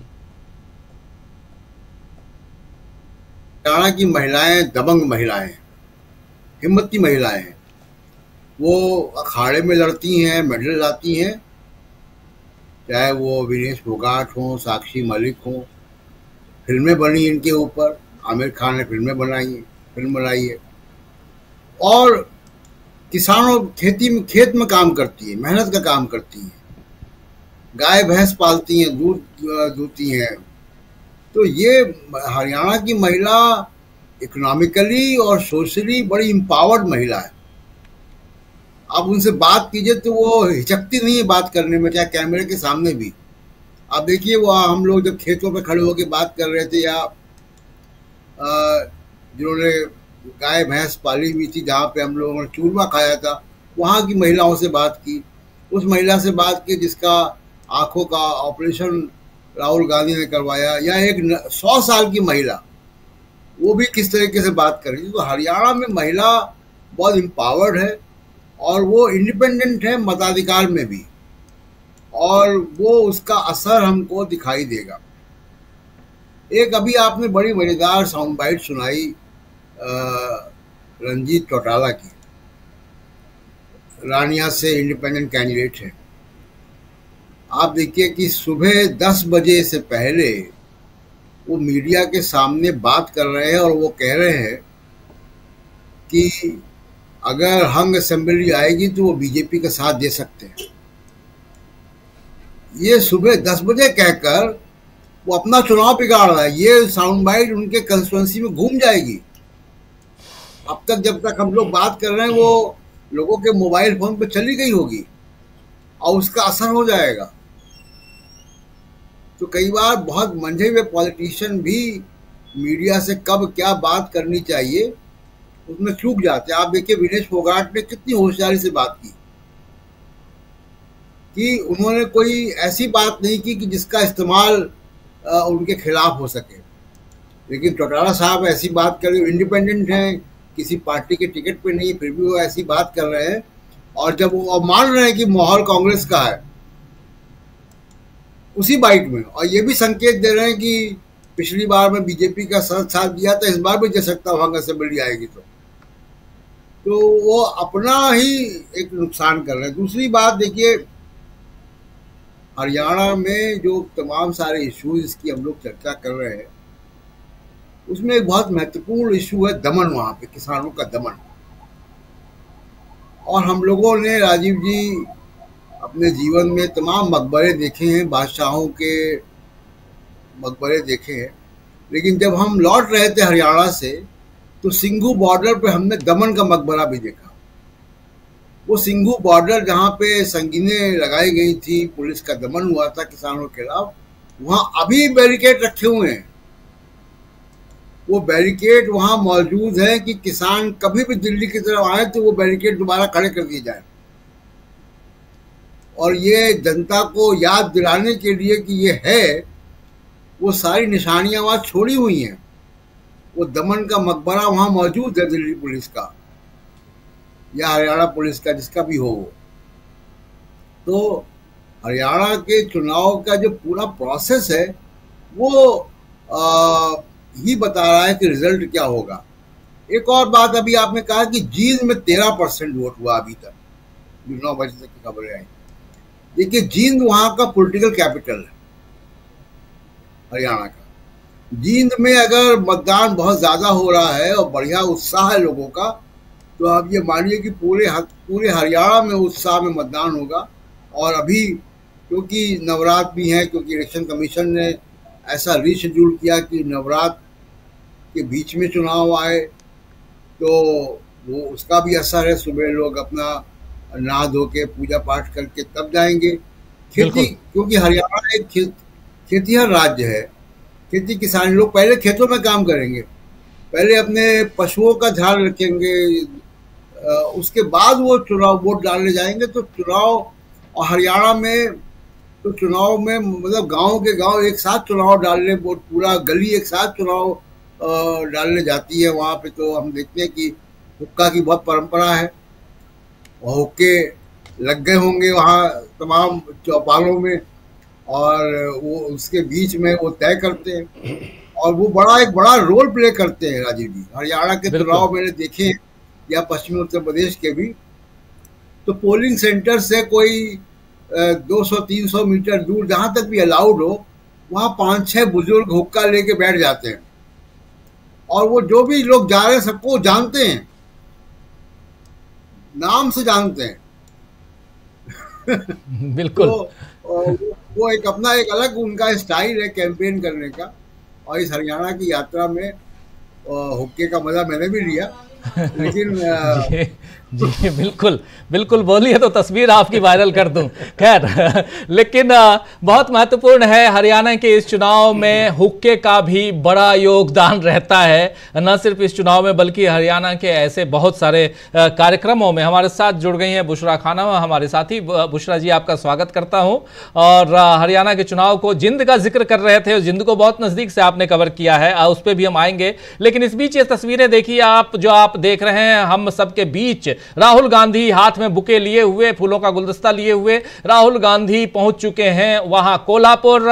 और अभी से थोड़ी देर बाद 11 बजे छत्रपति शिवाजी महाराज की मूर्ति का अनावरण करेंगे, और उसके बाद 12:30 बजे संविधान सम्मेलन को संबोधित करेंगे राहुल गांधी का आज कार्यक्रम। दूसरी तरफ उधर पुणे कोर्ट से राहुल गांधी को सावरकर पर दिए हुए जो बयान है उस पर समन भेज दिया गया है। तो ये सब कुछ होगा, अभी ये सारी चीजें होंगी, होती रहेंगी। लेकिन इन सब के बीच राहुल गांधी अनवरत आगे बढ़ रहे हैं अपनी बात। एक तरफ जहां इधर हरियाणा की बात हो गई, हरियाणा में आज मतदान की प्रक्रिया, तो दूसरी तरफ राहुल गांधी पहुंच गए हैं उधर महाराष्ट्र में, कोल्हापुर में। और उधर राहुल गांधी का पीछा करते हुए नरेंद्र मोदी पहुंचने वाले हैं उसी महाराष्ट्र में, वाशिम में और ठाणे में, जहां कुछ परियोजनाओं का वो उद्घाटन करेंगे, शिलान्यास करेंगे और कुछ घोषणाएं करेंगे, और यहां से कहीं ना कहीं चुनाव को साधने की कोशिश करेंगे। क्योंकि आज तारीख है 5, और ठीक 5 दिन बाद सूत्रों के अनुसार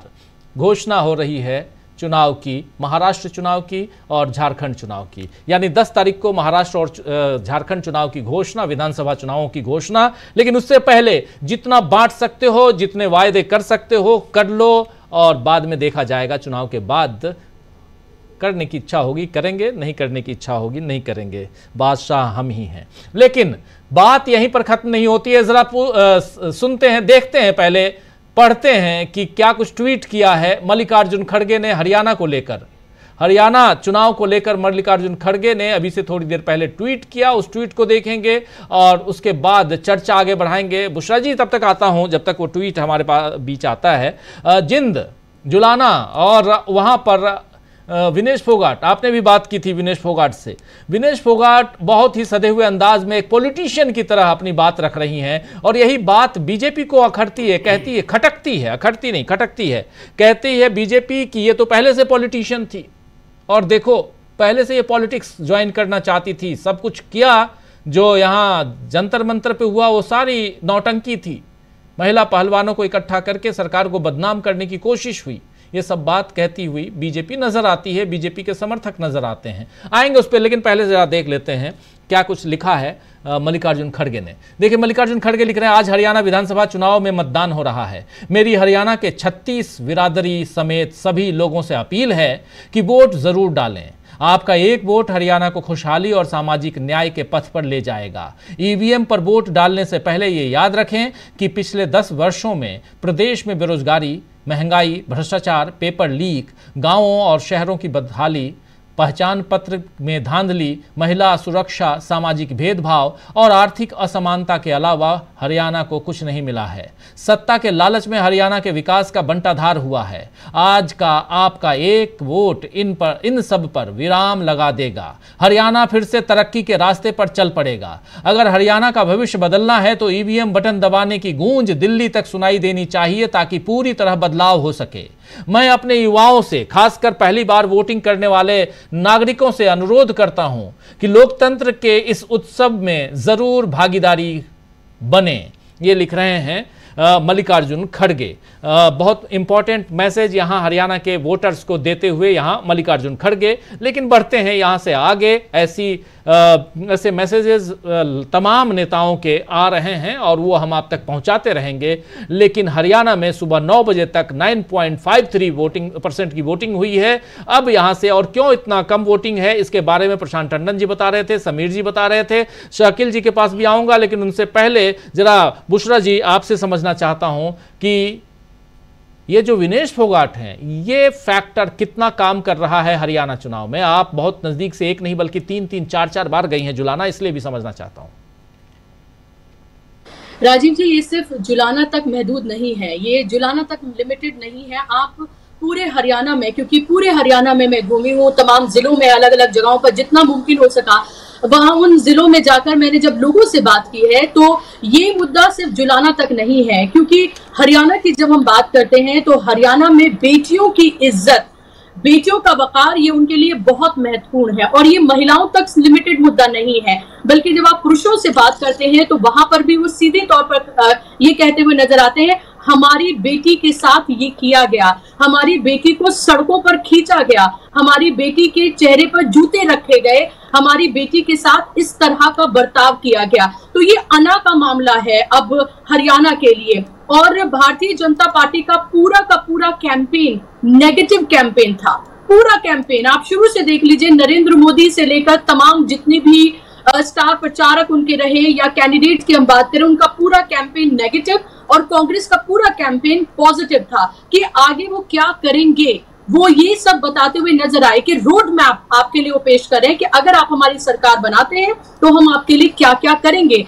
और वहीं जब आप बीजेपी को देखते हैं तो बीजेपी सिर्फ कांग्रेस को कोसती हुई नजर आई और अपने अगर वो आती है सत्ता में तो वो क्या करेगी, उसके पास कोई रोड मैप नहीं था, बल्कि कांग्रेस की वो नकल करती हुई नजर आई। विनेश का फैक्टर बेहद महत्वपूर्ण है और महिलाएं जितना मुखर होकर बोलती हैं उससे ज्यादा पुरुष मुखर होकर बोलते हैं विनेश को लेकर। विनेश एक इमोशन है, विनेश सिर्फ एक कैंडिडेट नहीं रह गया है बल्कि पूरे हरियाणा में एक इमोशन बन गया है। वो एक जज्बा है, वो एक जज्बात है और उसको लेकर लोग वोट कर रहे हैं। ये जो वोटिंग परसेंटेज है राजीव जी, इस वोटिंग परसेंटेज को हमें अलग अलग जिलों और अलग अलग इलाकों में बांटकर भी देखना होगा कि जो शहरी इलाके हैं, GT road belt, Ahirwal belt, दक्षिण हरियाणा और सेंटर हरियाणा, इन दोनों जगहों पर वोटिंग परसेंटेज क्या है, क्योंकि उससे ये डिसाइड होगा। क्योंकि भारतीय जनता पार्टी को ये उम्मीद लग रही है कि ये जीटी करनाल रोड बेल्ट जो है, अहिरवाल बेल्ट या दक्षिण हरियाणा, यहाँ से उसको कुछ सीटें आ सकती हैं। और खासतौर पर शहरी इलाकों में अगर वहां पर वोटिंग परसेंटेज कम है तो ये बीजेपी के लिए बहुत बुरी खबर है। और जिन हरियाणा, सेंट्रल हरियाणा, इन तमाम जगहों पर अगर वोटिंग परसेंटेज ज्यादा है तो ये कांग्रेस के लिए काफी खुशी की खबर हो सकती है, क्योंकि अलग अलग एरिया में लोग अलग अलग पॉलिटिकल और सोशल स्थितियां हैं और उसके हिसाब से लोग निकलकर बाहर वोट कर रहे हैं। लेकिन जिस तरह से आपने विनेश की जो आपने बात की, तो विनेश का मुद्दा सिर्फ हरियाणा की एक सीट जिन तक नहीं है। और जब प्रियंका गांधी वहां पर गई थी, जब उन्होंने विनेश के लिए वहां पर वोट मांगे थे, तो उन्होंने बहुत इमोशनल अपील की थी और विनेश ने भी बहुत इमोशनल अपील की थी। वो एक सदे हुए राजनीति की तरह तो नहीं बल्कि हरियाणा की बेटी की तरह बात करती हुई नजर आती हैं। वो उनके साथ जो जुल्म हुआ उसकी वो बात करती हैं। और आपने देखा होगा कि वो प्रधानमंत्री ने उनको बात करने की उन्होंने कोशिश की, उन्होंने खुलकर अब ये बात की, लेकिन उन्होंने बात करने से मना कर दिया क्योंकि वो अपने इमोशंस का तमाशा नहीं बनाना चाहती थी। जितनी नाराजगी खट्टर को लेकर है, नायब सिंह सैनी को लेकर है, उससे कहीं ज्यादा नाराजगी नरेंद्र मोदी को लेकर है। लोगों का ये कहना है कि नरेंद्र मोदी जो कहते हैं वो कर कर नहीं दिखाते हैं, यानी कि जो उन्होंने कहा वो कभी नहीं किया। लेकिन राहुल गांधी पढ़े लिखे हैं, दीपेंद्र हुड्डा पढ़े लिखे हैं और हमें उनकी बातों पर यकीन होता है। हमें लगता है कि वो जिस तरह से कैंपेन कर रहे हैं, जैसे संवाद कर रहे हैं, जैसे अलग अलग जगहों पर जाकर लोगों से एक अलग तरीके से वो कैंपेन कर रहे हैं, हमें उनकी बातों पर यकीन होता है। और हमें लगता है कि वो अगर एक पढ़ा लिखा शख्स अगर आएगा, जाहिर सी बात है हरियाणा में तो राहुल गांधी नहीं आ सकते, यानी कि उनके नेतृत्व की सरकार अगर बनेगी कांग्रेस की, तो जैसे उन्होंने दूसरे राज्यों में किया है वो हरियाणा में भी वो तमाम काम करके दिखाएंगे। तो ये यकीन बीजेपी के लिए बिल्कुल नहीं है। इतनी नाराजगी है राजीव जी, जब आप लोगों से बात करें, जब मैं उत्तर प्रदेश में गई थी, लोकसभा चुनाव मैंने कवर किया और अब जब विधानसभा कवर किया हमने, तो इसमें मोटे तौर पर दो फर्क नजर आते हैं। जब आप लोकसभा में लोगों से बात करते थे, लोग डरते थे बात करते में और बहुत मुश्किल होता था कि लोगों से हम कुछ निकलवा सके। लेकिन हरियाणा बिल्कुल अलग है। हरियाणा में कोई लाग लपेट नहीं है, कोई इफ्स एंड बट्स नहीं लगाते हैं। उन्हें जो कहना होता है वो खुला बिल्कुल आपके सामने कहेंगे। अगर उन्हें नरेंद्र मोदी से नाराजगी के लिए उन्हें अगर उस तरह के अल्फाज का इस्तेमाल भी करना हो जो शायद हम अपनी स्क्रीन पर ना दिखा सके, तो वो भी करेंगे। तो हरियाणा किसी तरह से ढक छुप के कोई बात नहीं करता, जो कहता है सीधा कहता है, सपाट कहता है और इसमें किसी तरह से वो इफ एंड बट्स नहीं लगाता है। और यही सबसे बड़ी मुश्किल भी है। और आप ये देखिए कि 4 रैलियां नरेंद्र मोदी ने की, 22 और 23 कैंडिडेट्स के लिए उन्होंने रैलियां की और उन रैलियों में चंद हजार की भीड़। और मैंने लगभग 4 रैलियां राहुल गांधी की कवर की। एक एक लाइन पर जिस तरह से लोग तालियां बजा रहे थे, जो उत्साह था युवाओं में, जिस तरह का जोश था, वो साफ तौर पे लगता था कि ये बुलाई हुई भीड़ बस में बिठाकर नहीं लाई गई है, बल्कि अपने मन से लोग जुड़ रहे हैं मुद्दों से और इसीलिए वो यहाँ पर आ रहे हैं। पैर रखने की जगह नहीं होती थी उन बड़ी बड़ी अलग अलग मंडियों में जो उनकी सभाएं हुई हैं। तो ये एक राहुल गांधी का क्रेज है और राहुल गांधी कहीं ना कहीं, I don't want to sound like a Congress spokesperson, but जो मैंने जमीन पर देखा है वो मैं सच्चाई जरूर बताऊंगी कि राहुल गांधी एक नेशनल पॉलिटिकल हीरो के तौर पर उभर गए हैं। लोग उनको देखना और सुनना पसंद करते हैं। जो बात पहले नरेंद्र मोदी के लिए होती थी, वो बात अब पूरी की पूरी राहुल गांधी के लिए होती है और लोगों को उनकी हर बात पर यकीन होता है। और विनेश तो एक कैंडिडेट नहीं रह गई है राजीव जी, वो एक जज्बा है, वो एक इमोशन है पूरे हरियाणा में। बिल्कुल आप सही कह रहे हैं बुशरा जी। और हम पत्रकार हैं और हम किसी की तारीफ भी कर सकते हैं, किसी की बुराई भी कर सकते हैं, जो देखते हैं वही करते हैं। तो इसमें लोगों को ये भी नहीं लगना चाहिए और बिल्कुल ये कहने की भी ज़रूरत नहीं है कि हम कांग्रेस के स्पोक्स पर्सन की तरह नहीं साउंड करना चाहते हैं, तो इसकी ज़रूरत भी नहीं है। और ये अपने आप में ये बहुत महत्वपूर्ण है कि अगर एक जर्नलिस्ट अपनी विवेचना करता है, विश्लेषण करता है, तो वो बहुत सारी चीज़ों को जब वो खाक छानता है तो बहुत कुछ देखता है, उसी आधार पे कहता है। और हमारे साथी बहुत समझदार हैं, बुद्धिमान हैं, वो बहुत जो दर्शक साथी हैं वो बहुत अच्छी तरह से समझते हैं। शकील जी आपके पास आऊँ, लेकिन उससे पहले ज़रा भूपेंद्र हुड्डा की इस बाइट को दिखाना चाहता हूँ और उससे पहले एक तस्वीर और आप देख देख रहे थे, उस तस्वीर में आपने नवीन जिंदल को देखा। नवीन जिंदल घोड़े पर सवार होकर आए हैं वोट करने के लिए। हालांकि गाड़ियों की कमी नहीं है। और नवीन, ये देखिए जो तस्वीर है, घोड़े पे नवीन जिंदल हिसार से सांसद हैं, पहले कांग्रेस पार्टी में थे, और इनके पास न सिर्फ घोड़े हैं बल्कि इनके पास गाड़ियां भी बहुत हैं, कारें, और इसके अलावा इनके पास खुद का प्लेन भी है। तो इसीलिए और कांग्रेस के अब तो बीजेपी में हैं, तो बीजेपी को अपनी प्लेन की मदद देते हैं, यानी जहाज की मदद देते हैं। पहले कांग्रेस में थे तो कांग्रेस में मदद देते थे, और चुनाव प्रचार में कई बार इनके प्लेन में बैठ के मैं भी गया हूं, इसलिए मैं भी कह रहा हूं। तो उसमें कोई वो नहीं है, दो राय नहीं। जो आप कह रही हैं वही बात मैं भी कह रहा हूं कि हम लोगों को अपने काम में जाना पड़ता है, लोगों से बात करने के लिए। लोग जहां बोलते हैं यहाँ मेरी गाड़ी में बैठ जाओ, तो उनकी गाड़ी में बैठते हैं। हमारी गाड़ी में तो कोई बैठना चाहता नहीं, क्योंकि हमारी गाड़ी उनकी गाड़ी के बरक्स बहुत उस हिसाब की होती नहीं है, वो बैठना पसंद भी नहीं करते हैं। प्रशांत जी बहुत मुस्कुरा रहे हैं और वो अच्छी तरह से जानते हैं, शकील जी भी अच्छी तरह से जानते हैं। तो ये तमाम बातें हैं, लेकिन इन सब के बीच भूपेंद्र हुड्डा ने जो कुछ कहा है जरा सुनते हैं, फिर शकील जी के पास आता हूं। सुन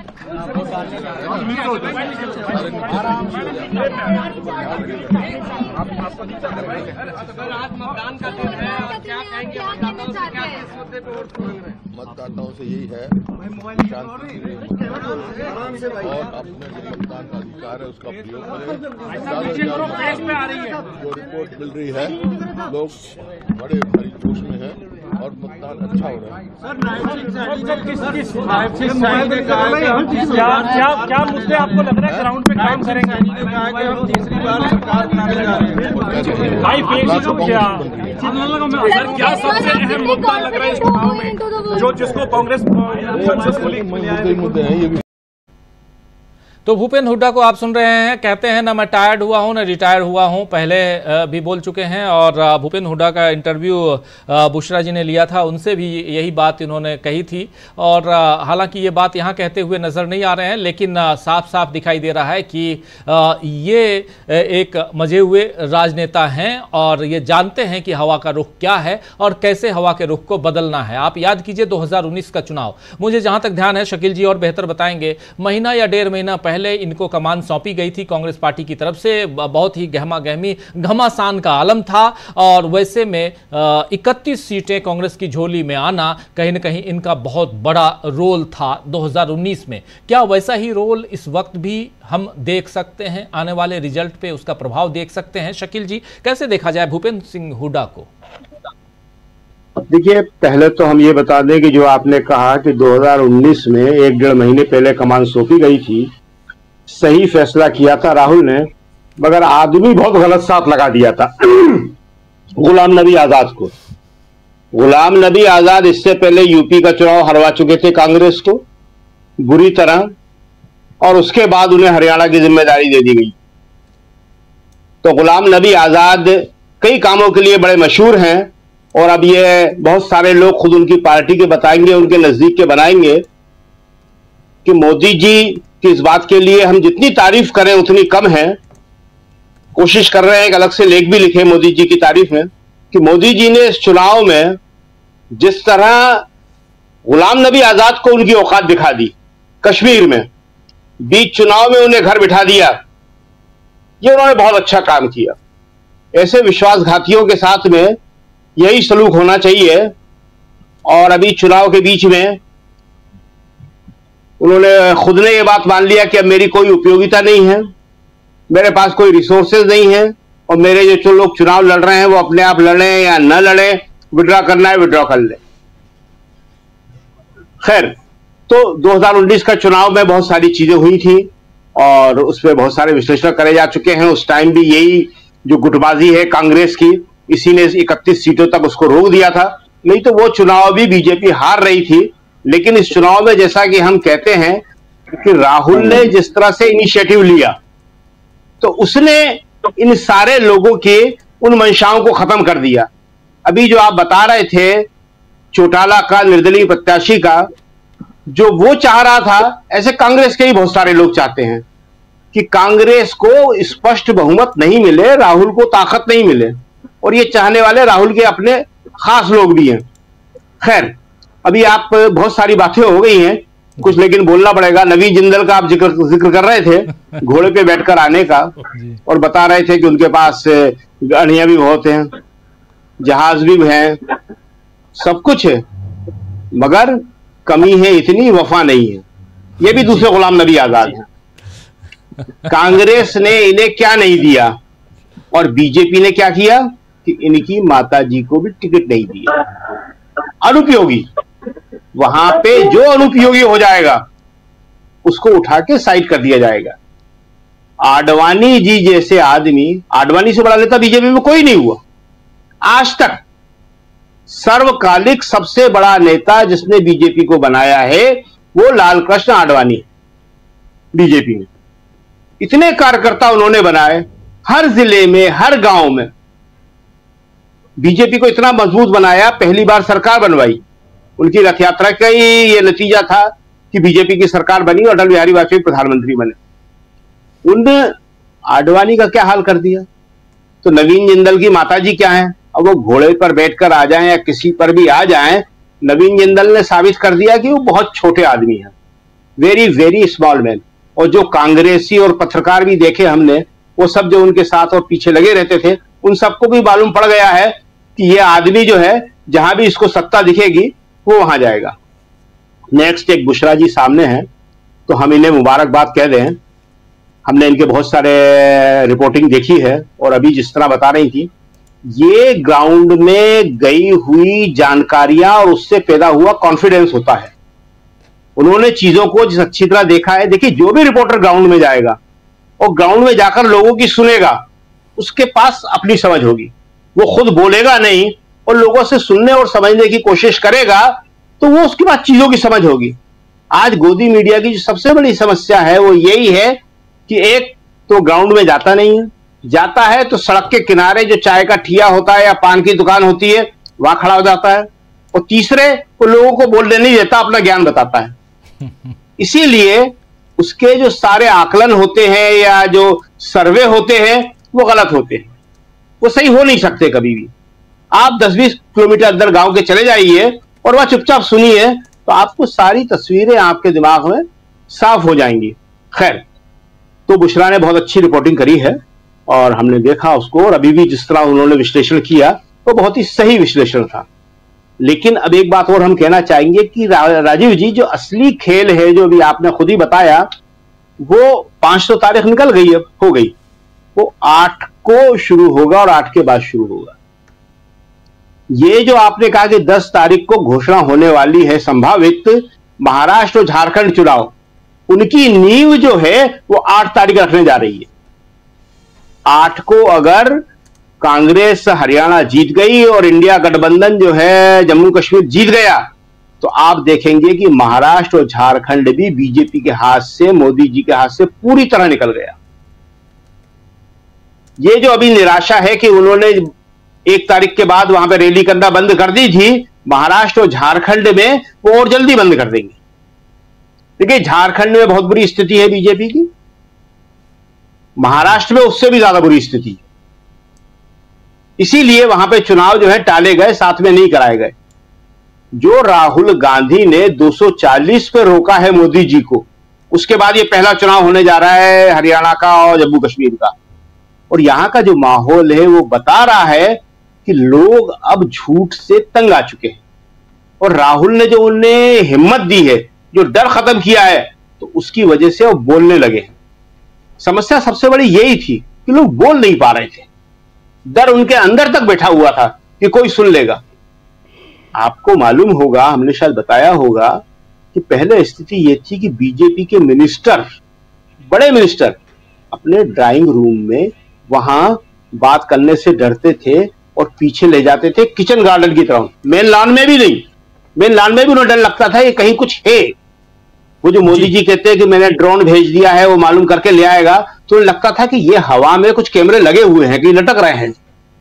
वो ऐसी जगह ले जाके बात करना चाहते थे कि कोई सुन ना पाए, और वहां भी डरते डरते एक आध बात ही करते थे। अब वो डर खत्म हो गया। अब आप किसी भी बीजेपी के नेता से बात कर लीजिए, वो बोलेगा। संजय जोशी का नाम आना ही, एक लास्ट बात, संजय जोशी का नाम आना ही अपने आप में महत्वपूर्ण है, चाहे वो अफवाह हो, चाहे आ पाए चाहे ना आ पाए। संजय जोशी का जब बर्थडे होता था तो बीजेपी के नेता उनको बर्थडे विश तक नहीं कर पाते थे, उसमें भी दिखाई लगी रहती थी कौन बर्थडे विश करने गया है। तो आज डर खत्म हो गया है और उस डर खत्म होने का नतीजा बहुत जल्दी देखेंगे कि पूरे देश में क्या होता है। बिल्कुल आप सही कह रहे हैं। संजय जोशी का जिक्र यहां क्यों कर रहे हैं शकील जी? इसलिए क्योंकि बीजेपी अध्यक्ष के रूप में उनका नाम भी आ रहा है, पिछले दिनों काफी चर्चा में बने हुए हैं। और अगर संजय जोशी बनते हैं तो माना जाता है कि संजय जोशी और नरेंद्र मोदी के बीच 36 का आंकड़ा है। क्या ये दोनों एक साथ आएंगे या यहां से बीजेपी के अंदर खाने कुछ और परिस्थितियां बदलते हुए हम देखेंगे? ये सब कुछ देखेंगे। उधर राहुल गांधी पहुंच चुके हैं महाराष्ट्र के कोल्हापुर में और थोड़ी देर बाद 11 बजे वो अनावरण करेंगे छत्रपति शिवाजी महाराज की मूर्ति का और उसके बाद वो अपना कार्यक्रम आगे बढ़ाएंगे जिसमें संविधान सम्मेलन को भी संबोधित करेंगे। ये उधर चल रहा है। इधर सुबह 7 बजे से पोलिंग चल रही है हरियाणा में, वोटिंग मतदान जो कह लें, और उसमें 90 सीटें 90 की 90 सीटों पर और सबकी निगाहें टिकी हुई हैं इस पे। इसी बीच बीजेपी के कद्दावर नेता हैं अनिल विज, जानते हैं आप, गृह मंत्री रह चुके हैं और उन्होंने पहले भी बयान दिया था कि मैं मुख्यमंत्री का कैंडिडेट हूं और आज भी कह रहे हैं कि अगर पार्टी चाहेगी तो मैं मुख्यमंत्री बनूंगा। जरा सुन लेते हैं अनिल विज को, बहुत इंपॉर्टेंट है और कैसे बीजेपी के अंदर खाने यहां बवाल मचा हुआ है उसका एक नमूना है। सुनिए, देखिए। बहुत महत्वपूर्ण दिन है, तो आज के इस दिन को लेकर और अपनी जीत की सुनिश्चितता को लेकर, क्योंकि कहा जा रहा है कि देखिए तमाम कांग्रेस दावा भी कर रही है, कंपटीशन है, तो सब चीजों पर सबसे पहले क्या प्रतिक्रिया देंगे? देखिए, अंबाला की जनता सुख और चैन से रहना चाहती है। अंबाला की जनता दोबारा यहाँ पर गुंडागर्दी, कब्जे, दुकानों पर कब्जे, मकानों पर कब्जे नहीं लाना चाहती है जी। और यहाँ की जो रिबल कैंडिडेट है कांग्रेस की, जिसका फादर कांग्रेस के टिकट से अंबाला शहर से लड़ रहा जी, उसने यहाँ एक पत्रकार वार्ता की थी।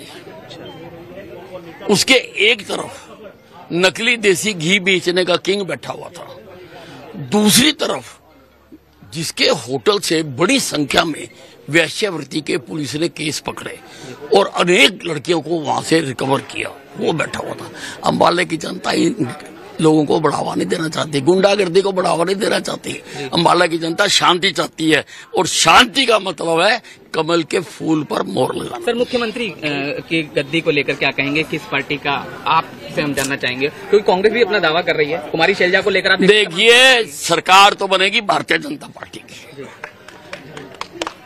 और मुख्यमंत्री बनेगा वो जिसको पार्टी चाहेगी। और अगर पार्टी मुझे चाहेगी तो अगली मुलाकात आपसे मुख्यमंत्री निवास पर होगी। तो दावा पेश करेंगे मुख्यमंत्री होने का खुद की तरफ से मुख्यमंत्री होने का दावा पेश करेंगे? देखिए, मैंने कहा अगर पार्टी चाहेगी, मैं सीनियर मोस्ट हूँ, सारों से सीनियर हूँ मैं। तो कुमारी शैलजा को लेकर सर एक रिप्लाई दे दीजिए। कुमारी शैलजा कांग्रेस में बहुत घुटन महसूस कर रही है जी। तो सुन रहे थे आप, यहाँ मुख्यमंत्री आवास में इनसे मुलाकात होगी ये कह रहे थे। अमित नेहरा जी हमारे साथी जुड़ गए हैं। हरियाणा की अगर कहें तो गांव की रिपोर्ट इनसे बेहतर कोई नहीं दे सकता। हमारे साथी बहुत पुराने साथी हैं और हरियाणा को डीवी लाइव और देशबंधु दोनों के लिए बहुत नज़दीक से देखते हैं। अमित जी, ज़रा आपसे समझना चाहता हूँ, अनिल विज फैक्टर क्या है यहाँ पे और क्या ये उतावलापन है या परेशानी है या कुछ और है अनिल विज को लेके? तो मैं सभी हरियाणा, खासकर हरियाणा के दर्शकों से अपील करना चाहूंगा कि मतदान अवश्य करें, लोकतंत्र बचाने के लिए मतदान होना चाहिए। फिर मैं आपके सवाल पे आता हूँ। आपने जो सवाल पूछा उसमें आप शैलजा और कांग्रेस की जगह अनिल विज और बीजेपी जोड़ दीजिए। उन्होंने कहा ना कांग्रेस में शैलजा घुटन महसूस कर रही है, तो अनिल विज बीजेपी में घुटन महसूस कर रहे हैं, ये है इनका असल बयान। अगर हम बातों पे जाए, राजनीतिक जो पकड़ना होता है ना कि कहना क्या चाह रहे हैं, ये खुद घुटन महसूस कर रहे हैं। मंत्री पद छीन लिया गया इनसे, ये कह रहे कि मैं सीनियर मोस्ट हूँ।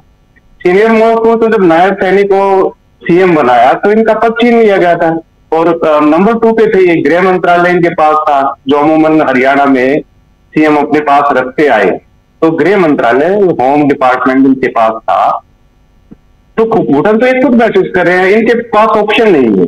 ऑप्शन इसलिए नहीं है कि ये थोड़ा सा सभ्य भाषा में कहीं तो नियंत्रित नहीं कर पाते अपने आप, तो एक कुछ भी बयान देते रहते हैं। पिछले 10 साल में देखा जाए तो उन्होंने बीजेपी गवर्नमेंट को अपने बयानों से संकट में डाला ही डाला है।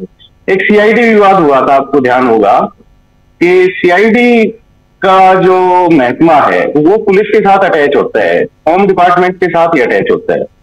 तो हरियाणा में प्रथा क्या रही है कि सीआईडी जो डिपार्टमेंट है वो सीधे अपनी रिपोर्ट सीएम को भेजता है, और चूंकि वो होम डिपार्टमेंट के साथ अटैच है तो इन्होंने एक आदेश जारी कर दिया कि सीएम से पहले मेरे पास आए सूचना।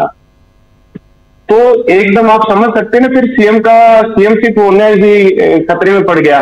फिर जब आप होम मिनिस्ट्री को रिपोर्ट करेंगे भी पूरे प्रदेश में क्या हो रहा है, तो दोनों में सार्वजनिक रूप से खींचतान हुई थी। मनोहरलाल खट्टर के टाइम की बात है ये, और आखिरकार वो एक संशोधन किया गया मंत्रिमंडल में, और वो विभाग नया बना के सीआईडी विभाग, और फिर उसके बाद सीएम अपने पास रखा सीएम ने। तो ये तो हमेशा बीजेपी को घेरने में लगे रहते हैं, और यही वजह है कि ये सीएम नहीं बन पाए। नहीं तो सीनियर मोस्ट में ले लीजिए रामविलास शर्मा, वो इनसे भी सीनियर हैं, लेकिन उनको तो टिकट भी नहीं दी। उन्होंने बागी होके, रेबल होके नॉमिनेशन तक भर दिया था, फिर रो भी पड़े थे, फिर उनको मना लिया गया था, क्योंकि उनके पास एक इच्छा शक्ति का अभाव है, वो चुनौती स्वीकार नहीं कर पाए। अमित जी ये बताइए कि अशोक तंवर का आखिरी समय में कांग्रेस पार्टी ज्वाइन करना, कांग्रेस पार्टी में आना, क्या यहां से तस्वीर और बदलते हुए हम देख रहे हैं आज जब वोटिंग हो रही है? इसके दो निहितार्थ हैं। पहला तो ये है कि एक जो दलित जो वोट बैंक है वो कांग्रेस के साथ जुड़ा था, तो उसको लेके बार बार एक नैरेटिव को हटाने के लिए बीजेपी लगातार एक दुष्प्रचार कर रही थी कि शैलजा प्रचार से गायब है, शैलजा प्रचार नहीं कर रहे हैं, फोन में बैठी हैं। तो उन्होंने क्या किया कि उनसे ही उनका जो सबसे बड़ा दलित चेहरा था हरियाणा में वो छीन लिया कांग्रेस ने। तो पहला निशाना तो ये हो गया। दूसरा निशाना खुद शैलजा पे चला गया, भाई आप अपने आप को दलितों का हितैषी ना समझे, उनका नेता ना समझे, हमारे पास दूसरा भी आ गया है। तो ये मुझे लगता है कि ये दोनों चित किए हैं कांग्रेस आला सवाल ने, शैलजा को भी चित किया है और उधर बीजेपी को भी उसके हाथ से मुद्दा छीन लिया है। क्योंकि शैलजा ने, देखो एक चीज है, इतना लंबा भी खींचना चाहिए था। विरोध होता है थोड़ा सा, जो रूठना मनाना होता है 1-2 दिन का होता है, वो लंबे कोप फोन में चली गई, तो उनसे उनकी स्थिति ऑकवर्ड हो चुकी। जी बिल्कुल, लेकिन क्या लगता है सचमुच ऐसा है, या ये भी मीडिया के जरिए या बीजेपी के लोगों के द्वारा बनाया गया ये पूरा का पूरा मामला था? दोनों ही बातें हैं। तो सीएम तो हर कोई बनना चाहता है, जो कोई एमएलए बन गया, एमपी बन गया, तो महत्वाकांक्षा तो हर एक में होती है कि मैं टॉप मोस्ट सीट पे पहुंचूं। अगर वो एमएलए है तो सीएम पे दावे करता है, एमपी है तो फिर सोचता है कि प्रधानमंत्री क्यों ना बनूं। तो चूंकि प्रधानमंत्री बनना तो बस की बात नहीं है शैलजा के, तो सीएमशिप के तो दावे कर ही सकती है। तो ये था कहीं ना कहीं, लेकिन इतना भी नहीं था कि वो इस तरह करते। असल में आज के दिन जो हरियाणा में कांग्रेस का वजूद है वो सिर्फ और सिर्फ भूपेंद्र सिंह हुड्डा की वजह से है। परसों जो हमने ग्राउंड रिपोर्ट की थी तो आपने देखा होगा कि जो देश वाली एरिया है, तो उसमें एक नारा उन्होंने कहा था, भाई हुड्डा तेरे राज में जीरी गई जहाज में, बीजेपी तेरे राज में जीरी गई ब्याज में। तो इसके निहितार्थ है, भाई भूपेंद्र सिंह हुड्डा का जब राज था तो जीरी यानी धान, उसका जो रेट था, एमएसपी था, वो 6,000 रुपए प्रति क्विंटल था, और आज वो 2,500 के आसपास बिक्री है तो जीरी धान। तो हुड्डा एक बड़ा फैक्टर है। और जो सांस्कृतिक और ज्योग्राफिकल भौगोलिक जो क्षेत्र में बांटा जाए हरियाणा को, मोटे मोटे 7 क्षेत्रों में बांटा जा सकता है हरियाणा को।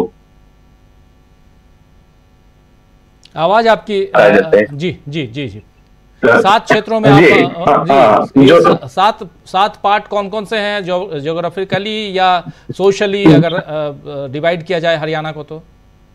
हाँ, ये ज्योग्राफिकली भी है और कल्चरल भी है, दोनों मिक्स हैं ये। तो उसमें क्या है कि पहला जो आएगा वो नर्मदा आएगा, जिसमें आप पंचकुला जिला ले सकते हैं, यमुनानगर ले सकते हैं, और अंबाला ले सकते हैं, करनाल का कुछ हिस्सा ले सकते हैं, तो वो नर्मदा एरिया है। उसके बाद देशवाली एरिया आ जाता है जो सबसे बड़ा एरिया है, जिसमें पुराना रोहतक, जिसमें सोनीपत आ गया, रोहतक आ गया, झज्जर आ गया, जींद का थोड़ा हिस्सा आ गया, हिसार का थोड़ा सा हिस्सा आ गया और भिवानी का थोड़ा सा हिस्सा आ गया। ये सबसे बड़ा हिस्सा जो है वो देशवाली एरिया है, जिसको टकसाली एरिया भी बोलते हैं।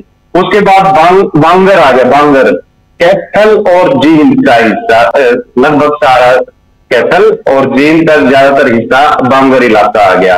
उसके बाद बागड़ इलाका आ गया, बागड़ में आप सिरसा ले लीजिए, फतेहाबाद ले लीजिए, भिवानी ले लीजिए, चरखी दादरी तक ये तक चला गया, ये बागड़ एरिया आ गया।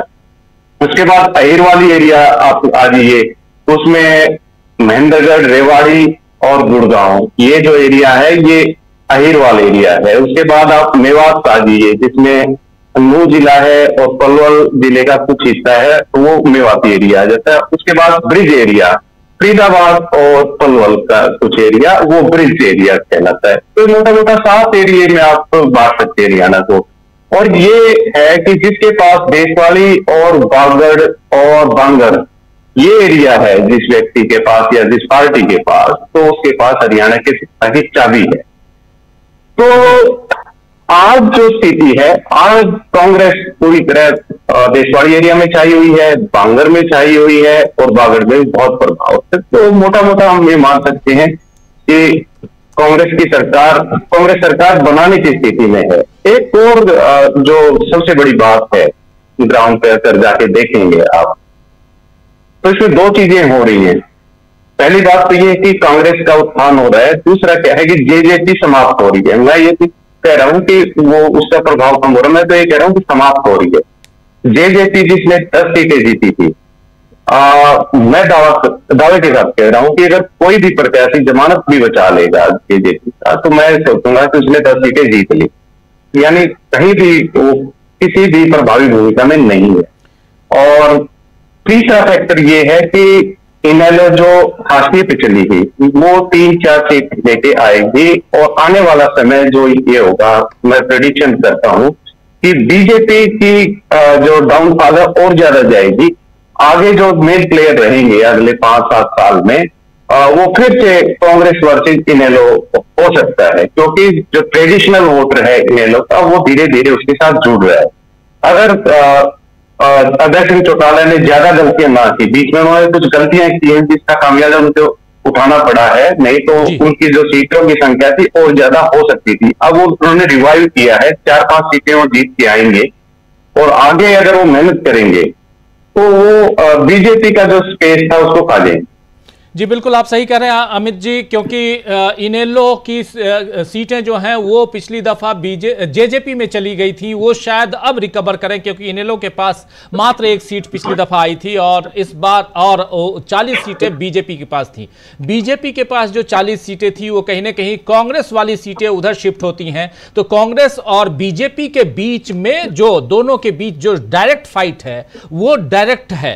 लेकिन इधर जेजेपी और इनेलो, दोनों के साथ मजेदार तथ्य यह है कि दोनों ने एक दलित पार्टियों के साथ गठबंधन किया है, और यहां एक मायावती के साथ, दूसरा चंद्रशेखर के साथ, और उसका क्या असर होगा, और साथ में इधर कुमारी सैलजा और दूसरे अब अशोक तंवर के आने के बाद कांग्रेस कितना मजबूत हुई है, ये सारे समीकरण यहां समझने की जरूरत है। इन सब पे चर्चा हम करेंगे। दोस्तों आप बने रहिए, जो बाद में जुड़े हैं इस कार्यक्रम में, आपको एक बार फिर से बता दूं कि आज हम चर्चा कर रहे हैं सुबह से। आज हरियाणा में 90 सीटों पे, विधानसभा की 90 सीटें हैं, पूरी के पूरी 90 सीटों पे आज वोटिंग हो रही है और सुबह 7 बजे से शाम 6 बजे तक वोटिंग होगी और उसकी रिपोर्ट हम आप तक पहुंचा रहे हैं कि कहां क्या चल रहा है। सुबह 9 बजे तक की वोटिंग में 9.53% की वोटिंग हुई है और यहां से स्थिति कैसी दिखाई दे रही है, कौन आगे है कौन पीछे है, ये सब कुछ हम आप तक पहुंचा रहे हैं। साथ साथ जो लगातार जो गतिविधियां चल रही हैं वो आप तक हम पहुंचा रहे हैं। शाम 5 बजे से आप हमारे इसी चैनल पर देखेंगे दोनों राज्य जहां विधानसभा के चुनाव हुए, यानी इधर हरियाणा और उधर जम्मू कश्मीर, दोनों के एग्जिट पोल देखेंगे हमारे इसी चैनल पर शाम 5 बजे से। तो जुड़े रहिए, बने रहिए हमारे साथ। हमारे तमाम साथी जुड़े हुए हैं। बुशरा जी कुछ जोड़ना चाहती थी, आपके पास आना चाहता हूं। बुशरा जी, क्या कुछ आप कह रही थी?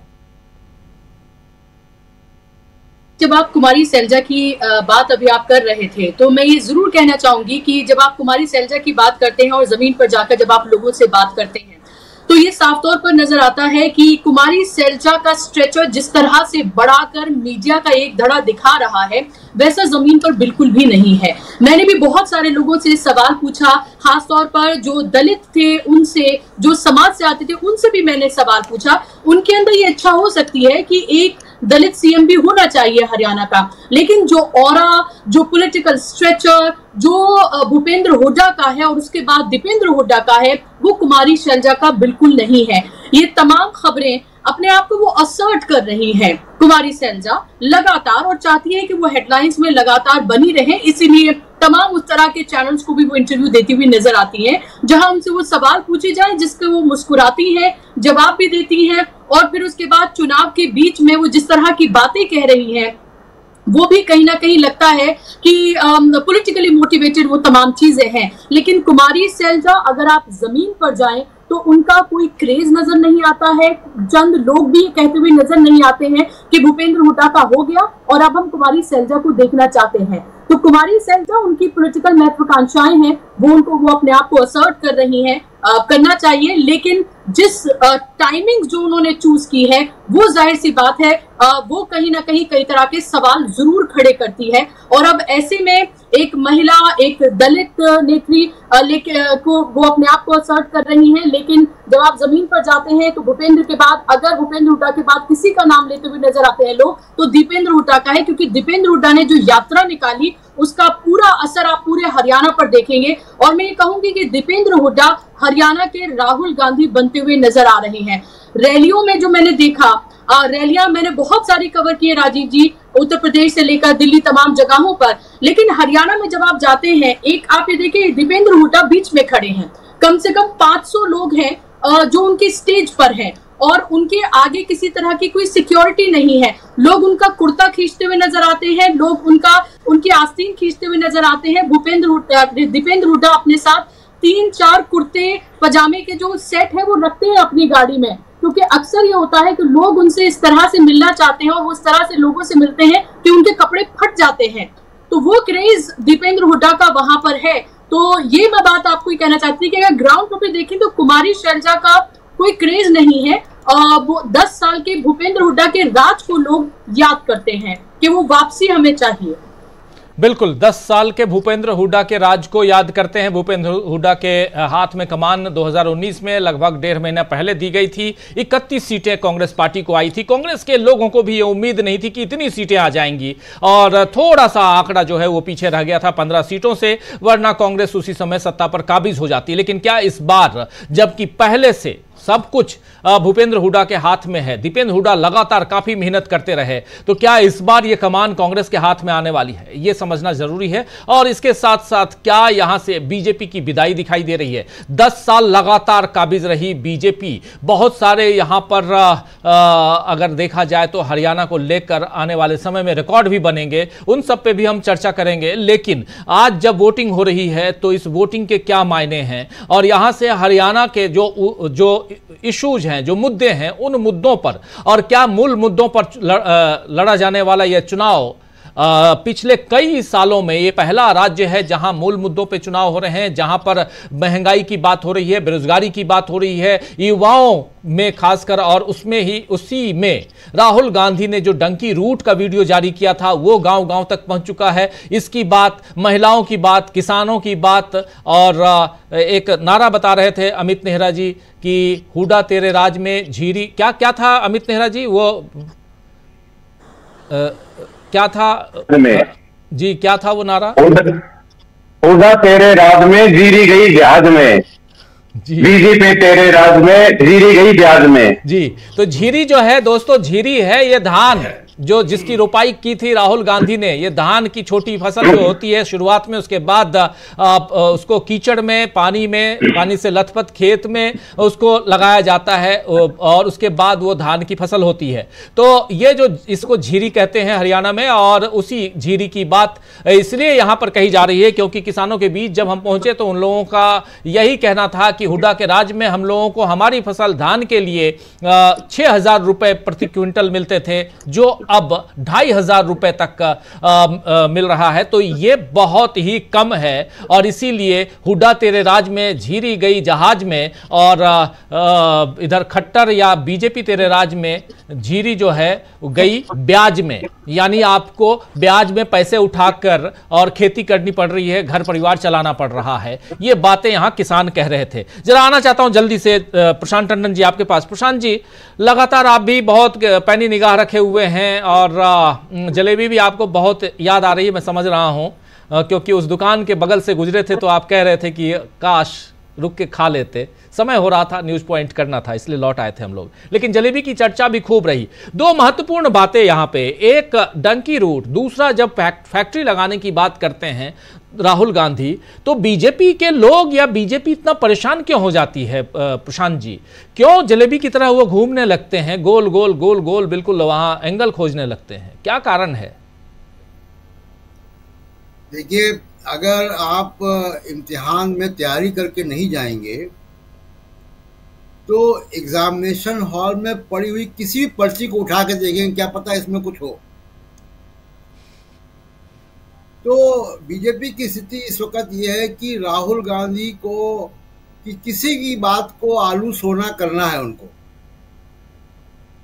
और वहां पे बीजेपी कई नेता लगे हुए हैं और उससे लेकिन कोई फर्क नहीं पड़ रहा है, बल्कि उल्टा ही वो राहुल गांधी का प्रचार भी करते थे। जलेबी से कौन नहीं वाकिफ है, सभी खाते हैं। भारत का अपना व्यंजन नहीं है, बाहर से आया, लेकिन भारत ने उसको इम्प्रोवाइज किया है और वो बहुत लोकप्रिय है, हम सब खाते हैं। और हरियाणा के लोग तो ज़्यादा ही मीठा पसंद करते हैं। अमित जी जानते हैं, अमित जी हरियाणा के ही हैं, वो भी खूब मीठा खाते हैं। तो हरियाणा के लोग मिठाई प्रेमी हैं और जलेबी भी खाते हैं खूब। लेकिन अभी आप शकील जी एक बात कह रहे थे कि न्यूज़ रूम से रिपोर्टर्स को सवाल दिए जाते हैं, गोदी मीडिया के। और अभी आप देखिए कि जब अनिल विज से रिपोर्टर्स बात कर रहे हैं तो अनिल विज बगावती नेता है बीजेपी के, वो मीटिंगों से उठ के चले जाते हैं, सरकारी गाड़ी छोड़ देते हैं, खुलेआम मुख्यमंत्री पद का दावेदारी करते हैं, वो खट्टर की आलोचना करते हैं पब्लिक डोमेन में आके। बीजेपी के बड़े नेताओं को, हाईकमान को चुनौती देते हैं सीधे सीधे। उनके बारे में सवाल न करके वो कुमारी शैलजा के बारे में सवाल कर रहे हैं। गोदी मीडिया को इस वक्त कुमारी शैलजा में एक उम्मीद नजर आ रही है। अब मैं बुशरा जी की बात से बिल्कुल सहमत हूं कि ग्राउंड पे ऐसा कुछ नहीं है, ये केवल स्टूडियो में हो रहा है जो हो रहा है। चुनाव ना स्टूडियो में होता है ना ट्विटर पे होता है, चुनाव पोलिंग सेंटर में होता है, वहां के मुद्दे बहुत महत्वपूर्ण होते हैं। दूसरा कि हरियाणा में अगर आप जाएं, और बहुत ही हरियाणा या पश्चिमी उत्तर प्रदेश सांस्कृतिक रूप से खेती किसानी का इलाका है और वो एक रूपता दिखाई देती है। और वहाँ पे अभी मैं चर्चा कर रहा था हुक्के की, तो पोलिंग स्टेशन से कुछ दूर आपको मिल जाएगी हुक्का पंचायतें। तो हरियाणा में राजीव जी बुजुर्गों का बड़ा महत्व है, जिसको ताऊ कहते हैं हरियाणा में। सबसे बड़े ताऊ तो ताऊ देवीलाल थे, लेकिन वो ताऊ जो शब्द है वहाँ पे, और आपको हरियाणा के तमाम गांव गली मोहल्लों में, गाँव में आपको ये लोग दिखाई देंगे 5, 6, 10 की जमात में बैठे हुए, सफ़ेद कुर्ता, सफ़ेद पगड़ी, सफ़ेद धोती और हुक्का और चश्मा भी कभी कभी। तो ये जो बुजुर्ग लोग हैं वो वहाँ की पब्लिक ओपिनियन को क्रिएट करने में बड़ा रोल प्ले करते हैं। ये वहाँ का असली मीडिया है। ये वहां का असली थिंक टैंक है। और ये जो बात कहता है, जैसे अभी आप बाइट सुना रहे थे, एक ताऊ कह रहा है कि हवा चल रही है कांग्रेस की, और दूसरे से कुछ सवाल पूछा तो उसने कहा जो हवा वहां चल रही थी वो बदल थोड़ी जाएगी इतनी दूरी में। तो उनका कटाक्ष करने की शैली, उनका हास्य विनोद, उनका व्यंग जबरदस्त है, और उनका पॉलिटिकल सेंस भी जबरदस्त है। और वो हरियाणा का पॉलिटिकल डिस्कोर्स यही हुक्का पीने वाले बुजुर्ग ताऊ जिनको कहते हैं ये तय करते हैं। और इनसे अगर आप मिल रहे हैं तो आपको पॉलिटिकल विजडम मिलता है। हम लोग जब गए थे तो ऐसे कई लोगों से मिले थे, और हम इनको अगर आप देख ले, बुशरा जी भी घूमी हरियाणा काफ़ी, अमित जी तो हैं ही है, आप ये जो ताऊ हैं समीरात्मक जी, ये ताऊ तय कर लेते हैं कि किस तरफ हवा चल रही है, होगा क्या चुनाव में। और वो पहचानते भी है गांव के हर एक को। मैं शामली के चुनाव, मुझे एक याद आ रहा है कि एक ताऊ बैठे हुए 5-6 लोग, और उनको दिखाई दिया कि ये कोई लड़का आ रहा है जो कि वोट किसी और को देगा, तो उसको उन्होंने भगा भी दिया। बिल्कुल। तो ये ताऊ जो है बड़ा होड़ लगते हैं वहाँ के समाज में, और वो बड़ा इम्पोर्टेंट फैक्टर है हरियाणा के चुनाव में। प्रशांत जी, आप मजेदार फैक्टर है जी। ताऊ की चर्चा कर रहे हैं तो मुझे भी याद आ गया, एक बुजुर्ग सज्जन अमित भाई भी थे उस समय, हम लोग साथ में थे। किस जगह की बात है वो तो ध्यान नहीं आ रहा है, झज्जर के आसपास कहीं। तो चर्चा हो रही थी, कहे कि विकास शब्द तो इतना ज़्यादा बदनाम हो गया कि लोग अब बच्चों का नाम रखना बंद कर दिए हैं। ये एक ताऊ की टिप्पणी थी ये। अमित जी कुछ कह रहे हैं। माकड़ो लगा होता है वो राजू जी, एक बार 11 बजे मेरे को थोड़ा सा एक और जाना है, तो दो चार मिनट एक बात जरूर आपसे समझना चाहता हूं, उसके बाद आप जाइए। बहुत महत्वपूर्ण है कि ये जो ह्यूमर है हरियाणा में, ये कहाँ से आता है? ये वहाँ के पानी में है क्या? ये जो हवा चल रही, आज काफी चल रही है वो हवा, वो बोल रहे हैं नहीं यहाँ की हवा क्या उतनी आजू बाजू की हवा बदल गई क्या? हरियाणा का जो हवा पानी आबो हवा है वो है ही ऐसी। यहाँ पे कोई बाहर का भी आके रहने लग जाए तो वो भी अपने आप को बड़ा मजाकिया बना देगा। मजाक तो यहाँ पे अभी टंडन जी ने बात कही कि हरियाणा वाले मीठा बहुत ज्यादा खाते हैं, और इसका एक और भी है, मीठा तो खाते हैं लेकिन कड़वा बहुत बोलते हैं, चाहे वो अगले को कितना भी चुभे। तो ये भी खास बात है, क्योंकि विनम्रता यहाँ की संस्कृति में है नहीं। अक्सरपन जो है उसका एक कारण है कि जो भी इन्वेडर आए थे उनका रूट जो रहा था वो पंजाब वाया हरियाणा और फिर दिल्ली का था, तो हमेशा लड़ाई झगड़ों में पड़े रहे थे। तो जितने भी लड़ाइयां हुई हैं, पानीपत की, कुरुक्षेत्र की, जितने भी जो महायुद्ध महासंग्राम हुए हैं, तो वो कहते हैं ना हरियाणवी में छड़दम शब्द है कि वहां पे जो लड़ाई दंगा फसाद की धरती रही है, लड़ाई किसी की भी हो लेकिन हरियाणवी उससे आक्रांत रहे हैं, भुगतना तो इन्हीं को पड़ा है। तो स्वभाव ऐसा बन गया कि ये फिर लड़ाई झगड़े के मूड में रहते हैं, पता नहीं कौन किस वेश में दुश्मन आ जाए तो लड़ने के लिए तैयार रहो, तो वो भी जुबान पे आ जाता है इनकी। तो ये चलो ये एक मजाक था। तो बात ये है कि अभी बात कर रही थी शैलजा वर्सेस हुड्डा के बारे में। तो शैलजा के फादर जो थे चौधरी दलवीर थे, निसंदेह कद्दावर नेता थे, 3 बार के MP थे और PCC हरियाणा के भी अध्यक्ष रहे, वो तो प्रदेशाध्यक्ष कांग्रेस के, बड़ा घराना मान सकते हैं। लेकिन उसके सामने अगर भूपेंद्र सिंह हुड्डा के घराने को खड़ा करे तो कहीं ज्यादा वो बैठते हैं। सबसे बड़ी बात यह है कि जो दलित चेहरा दिखाया जाता है तो उसके लिए क्या है कि तुरुप का पत्ता इसलिए साबित हो जाते हैं बार बार भूपेंद्र सिंह हुड्डा, क्योंकि चौधरी रणबीर सिंह हुड्डा एकमात्र सदस्य थे हरियाणा के जो संविधान सभा के सदस्य थे, जिनके सिग्नेचर हुए थे जो मूल संविधान बना था उसके। तो जब संविधान पे खतरे की बात आती है तो कांग्रेस के पास ये है, भाई इनके फादर ने तो उस पर साइन किए थे, वो बनाने में भागीदार थे, क्या होगा इस देश में, कैसे चलेगा ये देश, इसके नीति नियम कैसे होंगे, वो सारे हुड्डा के परिवार के हैं। तो दलित और जो जाट जो कहूंगा जो गठजोड़ है वो अकेले इसी परिवार में मिल जाता है, उनको दूर जाने की जरूरत पड़ती नहीं। तो ये एक बड़ा फैक्टर है। और सबसे बड़ी बात ये है कि देशवाड़ी एरिया, टकसाली एरिया जिसको असली हरियाणा कहा जाता है, उसमें हुड्डा के अलावा कोई नेता है ही नहीं। और जो दूर दूर के इलाके हैं वहां भी हुड्डा का सिक्का चलता है। धीरे धीरे करके क्या हो गया कि सारे ठिकाने लग के वही एसआर के एक नैरेटिव बनाया गया था, वो सुरजेवाला, रणदीप और किरण, तो उसमें एसआर रह गया, किरण चली गई है, उसे परिस्थितियां कैसी ही हो और चली गई तो स्थिति ऐसी हो गई है कि उनकी बेटी की जो सीट है वो खुद खतरे में है, और हार जाए तो कोई बड़ी अजूबा नहीं होगा। तो सामने जो गढ़ रहा बंसीलाल का पारंपरिक गढ़ रहा है, तो उसमें चुनौती मिल गई उनको अगर कांग्रेस में रहती तो सीट आसानी से जीत सकती थी। तो इस तरह की जो चीजें हैं, सुरजेवाला है बगावती तेवर में रहे लेकिन सीट खतरे में रही, उनकी कैटल हार गए थे। और ये तो कहना नहीं चाहिए,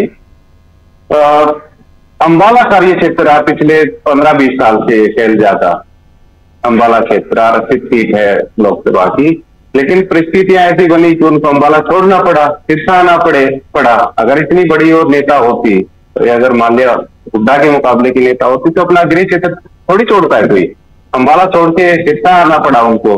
अंबाला से जो नेता लड़ा वरुण मुलादा, तो उसका हार और जीत का मार्जिन बहुत कम रह गया था, तो इनको आशंका थी कि कहीं गड़बड़ ना हो जाए, तो इसलिए सिरसा आना पड़ा इनको।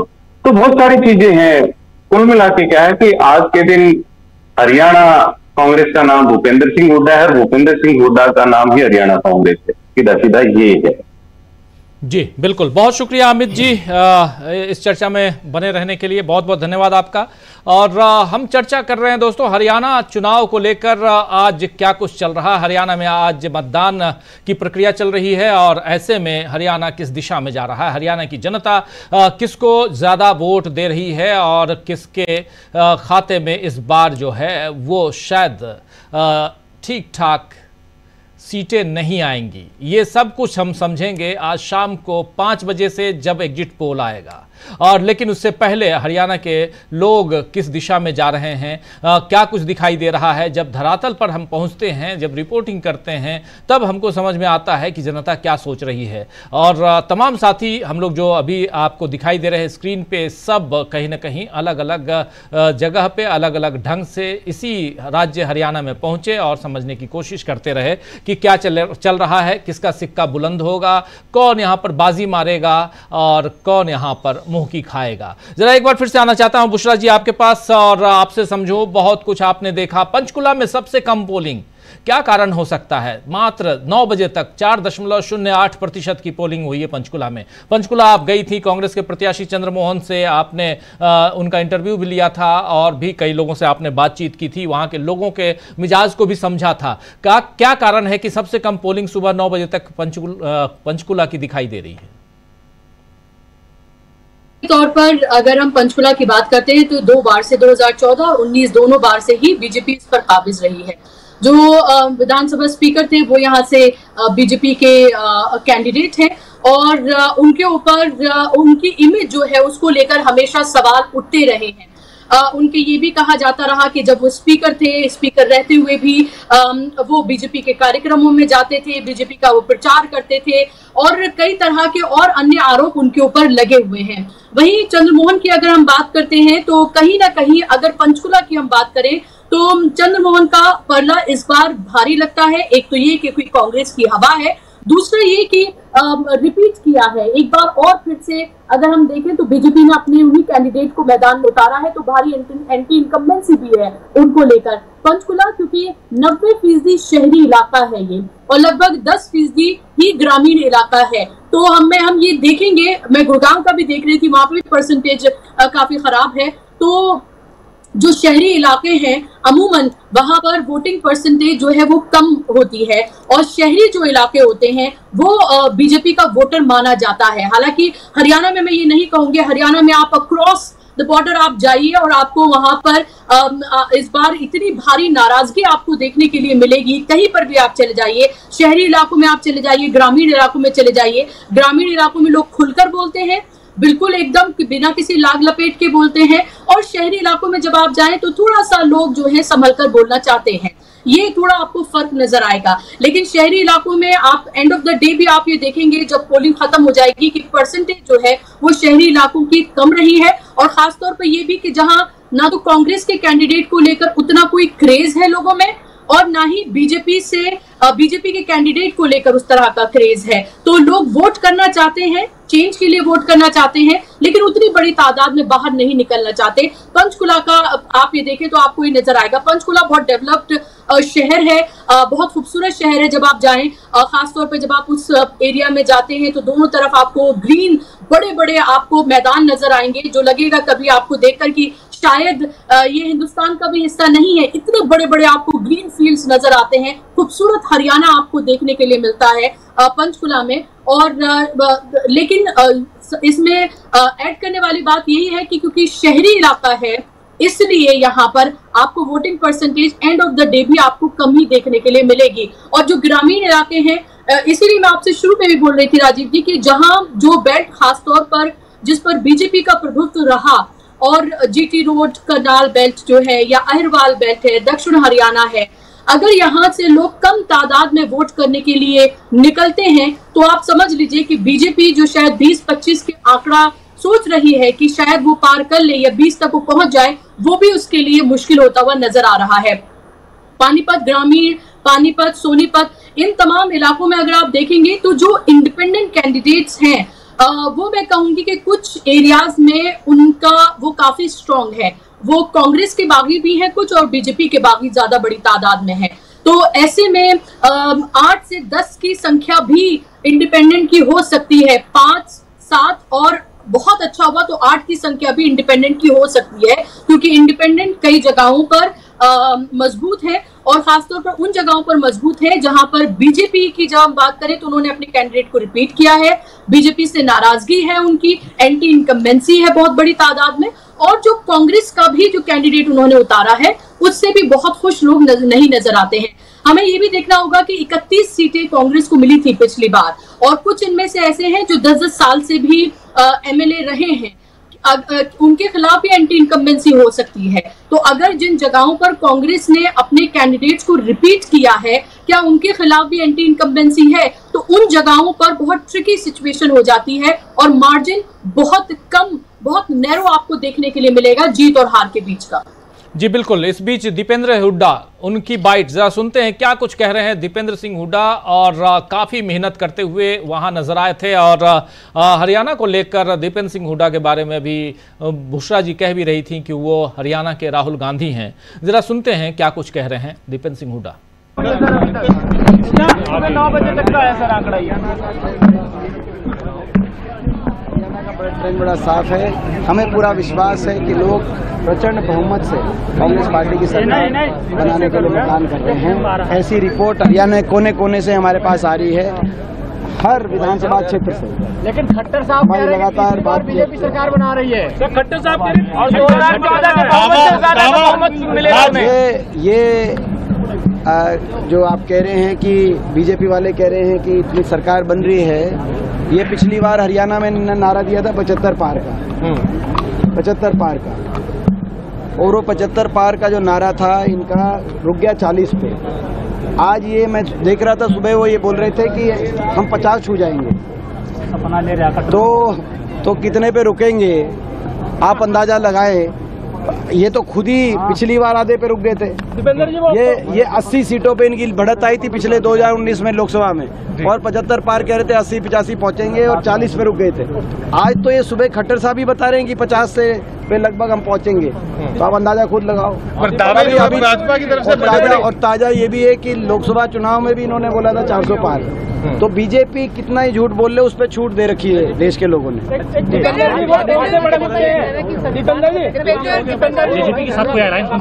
संविधान बचाने का भी चुनाव है, ये संविधान बचाने का भी चुनाव है। हरियाणा के नौजवान के भविष्य को बचाने का भी चुनाव है।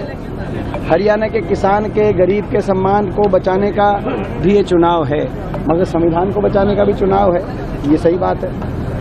जेजेपी के साथ तो सुन रहे थे आप, यहाँ दीपेंद्र सिंह हुड्डा अपनी बात रख रहे थे। संविधान बचाने का चुनाव है, किसानों के बचाने का चुनाव है, ये युवाओं के लिए चुनाव है, ये तमाम बातें रखते हुए और कैसे बीजेपी जो दावे करती है उनको जनता ने खुली छूट दे रखी है और जो चाहती है बीजेपी वो बोलती है, लेकिन वो होता नहीं है, मिलता नहीं है। 400 पार के नारे से लेकर पिछली बार जो नारे इन्होंने हरियाणा चुनाव में दिए, अब पाया कितना और इस बार जो कह रहे हैं उसमें कितना आएगा, ये सारी बातें यहां बताते हुए दीपेंद्र सिंह हुड्डा। जरा जल्दी से आना चाहता हूं प्रशांत टंडन जी, दीपेंद्र सिंह हुड्डा को कैसे आप देखते हैं? इनकी एक अलग छवि, एक अलग नेता के रूप में पिछले दिनों ये उभर के आए हैं, खासकर हरियाणा के लिहाज से देखा जाए तो।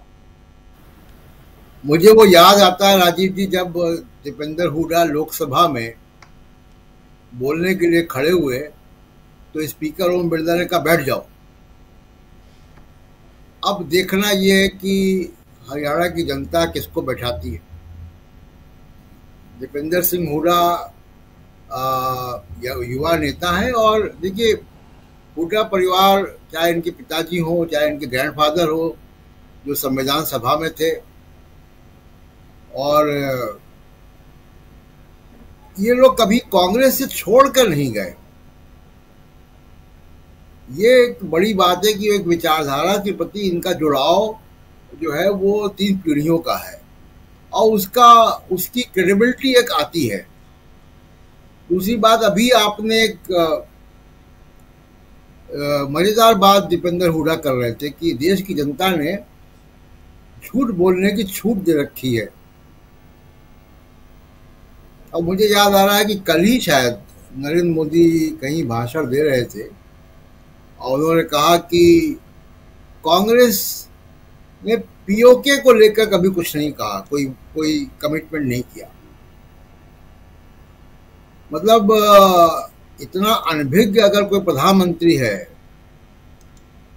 कि 1994 में कांग्रेस की सरकार में पार्लियामेंट में, इसी पार्लियामेंट में जिसमें बीजेपी ने भी वोट दिया है, इसी पार्लियामेंट में प्रस्ताव पारित हुआ है पीओके को लेकर कि पीओके भारत का हिस्सा है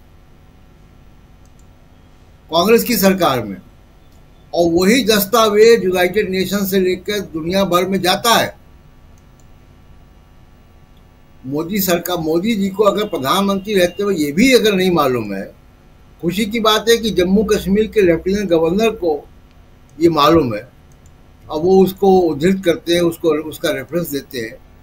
वो एक दस्तावेज है और वो ऐतिहासिक दस्तावेज है। इनकी पार्टी ने 1994 में मोदी जी पता नहीं कहाँ थे, क्या कर रहे थे, लेकिन 1994 में पार्लियामेंट, भारत की संसद ने सर्वसम्मति से ये प्रस्ताव पास किया।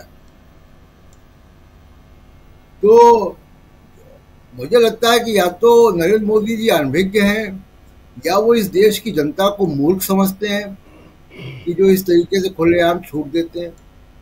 एक अभी थोड़ी देर पहले आप तस्वीर दिखा रहे थे कि घोड़े से पहुंचे रवीन जिंदल जी, बड़ी रोचक है उनकी तस्वीर। वो असल में 2 घोड़ों पे सवार हैं।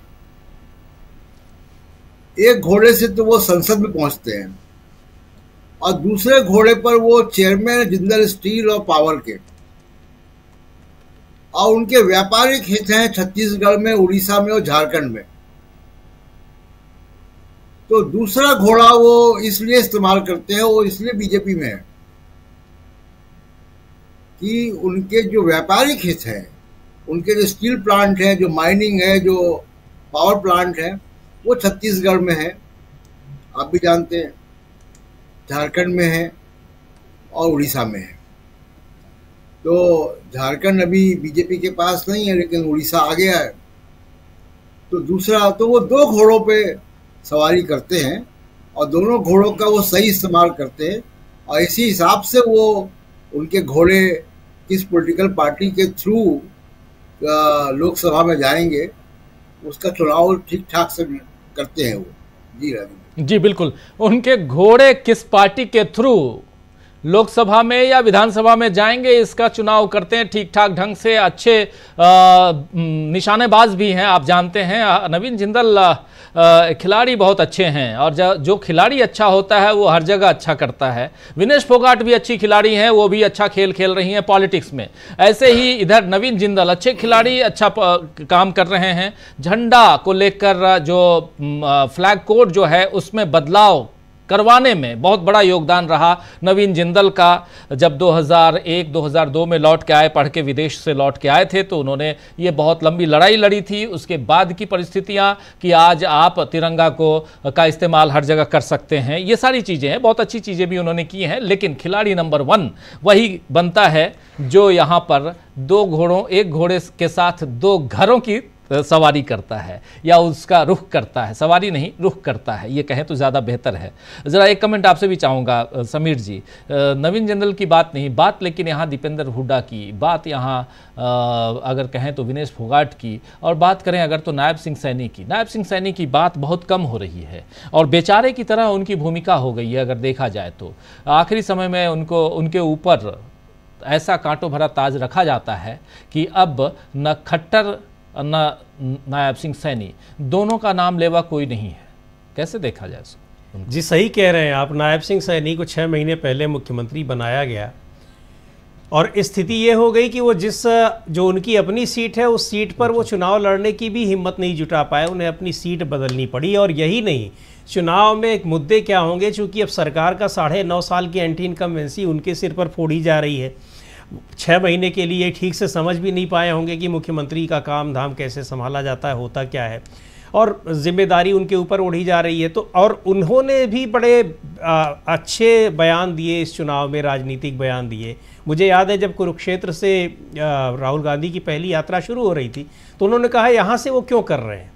अब ये अपने आप में बड़ा सवाल है कि वो तो उनकी पार्टी का मन है, उनकी अपनी योजना है, उनकी रणनीति है, इस पर आप ये सवाल क्यों पूछ रहे हैं। तो कुल मिलाकर वही बात जो अभी चर्चा हो रही थी कि बीजेपी के पास केवल निगेटिव कैंपेन, यानी कैसे कांग्रेस पर हमला बोला जाए, किन मुद्दों पर बोला जाए, तो उसके पास मुद्दों की कमी नहीं थी। मुद्दों की कमी थी जिनकी वजह से वो ऐसे मुद्दे ला रही थी कि लोगों का ध्यान भटकाया जाए। वो चाहे ये मुद्दा हो, चाहे कुमारी शैलजा का मुद्दा है और सुरजेवाला का मुद्दा कि कांग्रेस पार्टी के भीतर ये ठीक ठाक नहीं चल रहा है, उथल पुथल चल रही है, भले ही बीजेपी की उथल पुथल सब देख रहे हों बाहर, लेकिन इन सारी चीज़ों का कुल मिलाकर हम लोगों ने देखा कि बहुत प्रभाव नहीं पड़ा। यानी मुद्दों से ध्यान भटकाने की कोशिश तो खूब हो रही थी, पर हरियाणा के लोगों ने ध्यान भटकाया नहीं, अपना केंद्रित रखा कि उन्हें क्या करना है। बहुत बिल्कुल क्लैरिटी थी उनके दिमाग में इस चुनाव को लेकर।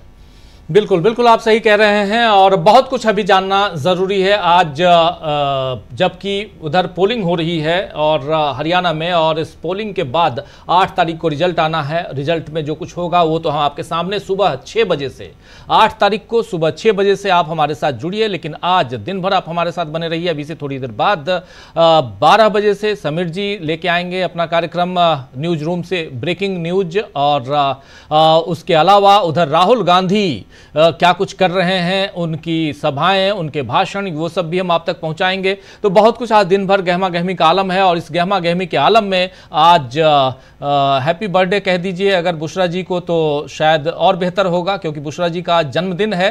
बुशरा जी आपको और हमारे तमाम दर्शकों की तरफ से हैप्पी बर्थडे। और देखिए कितना अच्छा दिन है आज, उधर वोटिंग हो रही है, लोकतंत्र का पर्व मनाया जा रहा है, आप आज जन्मदिन मना रही हैं। तो दर्शकों की तरफ से और हम टीम की तरफ से, सब की तरफ से आपको बहुत बहुत मुबारकबाद, बहुत शुक्रिया।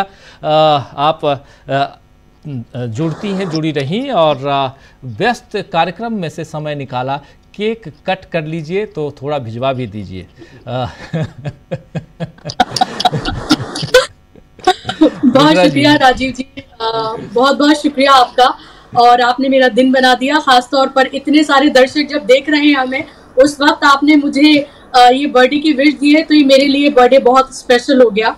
तो थैंक यू सो मच, और आपका केक जरूर पहुंच जाएगा, मैं पूरी कोशिश करूंगी। शुक्रिया बहुत बहुत। बहुत शुक्रिया आप सबका। दोस्तों, इस कार्यक्रम को अब यहीं समाप्त करने की इजाजत चाहता हूं, और अभी से ठीक 45 मिनट बाद, 45 नहीं बल्कि अब तो 44 मिनट बाद आप देखेंगे समीर जी के साथ न्यूज रूम से ब्रेकिंग न्यूज। तो 45 मिनट का आपके पास भी समय है, थोड़ा सा आप भी सुस्ता लीजिए, चाय की चुस्कियां लीजिए, और बुशरा जी से कहिए कि ये आप सबके घर पे केक भिजवा दें तो बेहतर होगा, कि चाय की चुस्कियों के साथ केक अगर खाएं तो बहुत अच्छा है, क्योंकि बुशरा जी आज अपना जन्मदिन मना रही हैं। और ऐसे ही खुशहाल जीवन सबका व्यतीत हो, सब खुश रहें, यही कामना है। और इस कार्यक्रम को यहीं समाप्त करता हूं। बहुत शुक्रिया प्रशांत जी आपका, बुशरा जी आपका, समीर जी आपका, और साथ में जुड़े हमारे तमाम साथियों आप सबका भी बहुत बहुत शुक्रिया। और अभी से ठीक 45 मिनट बाद फिर से जुड़िए हमारे साथ लाइव कार्यक्रम में, और देखिए क्या कुछ चल रहा है हरियाणा चुनाव में और उसके अलावा देश दुनिया में। मुझे दीजिए इजाजत, नमस्कार।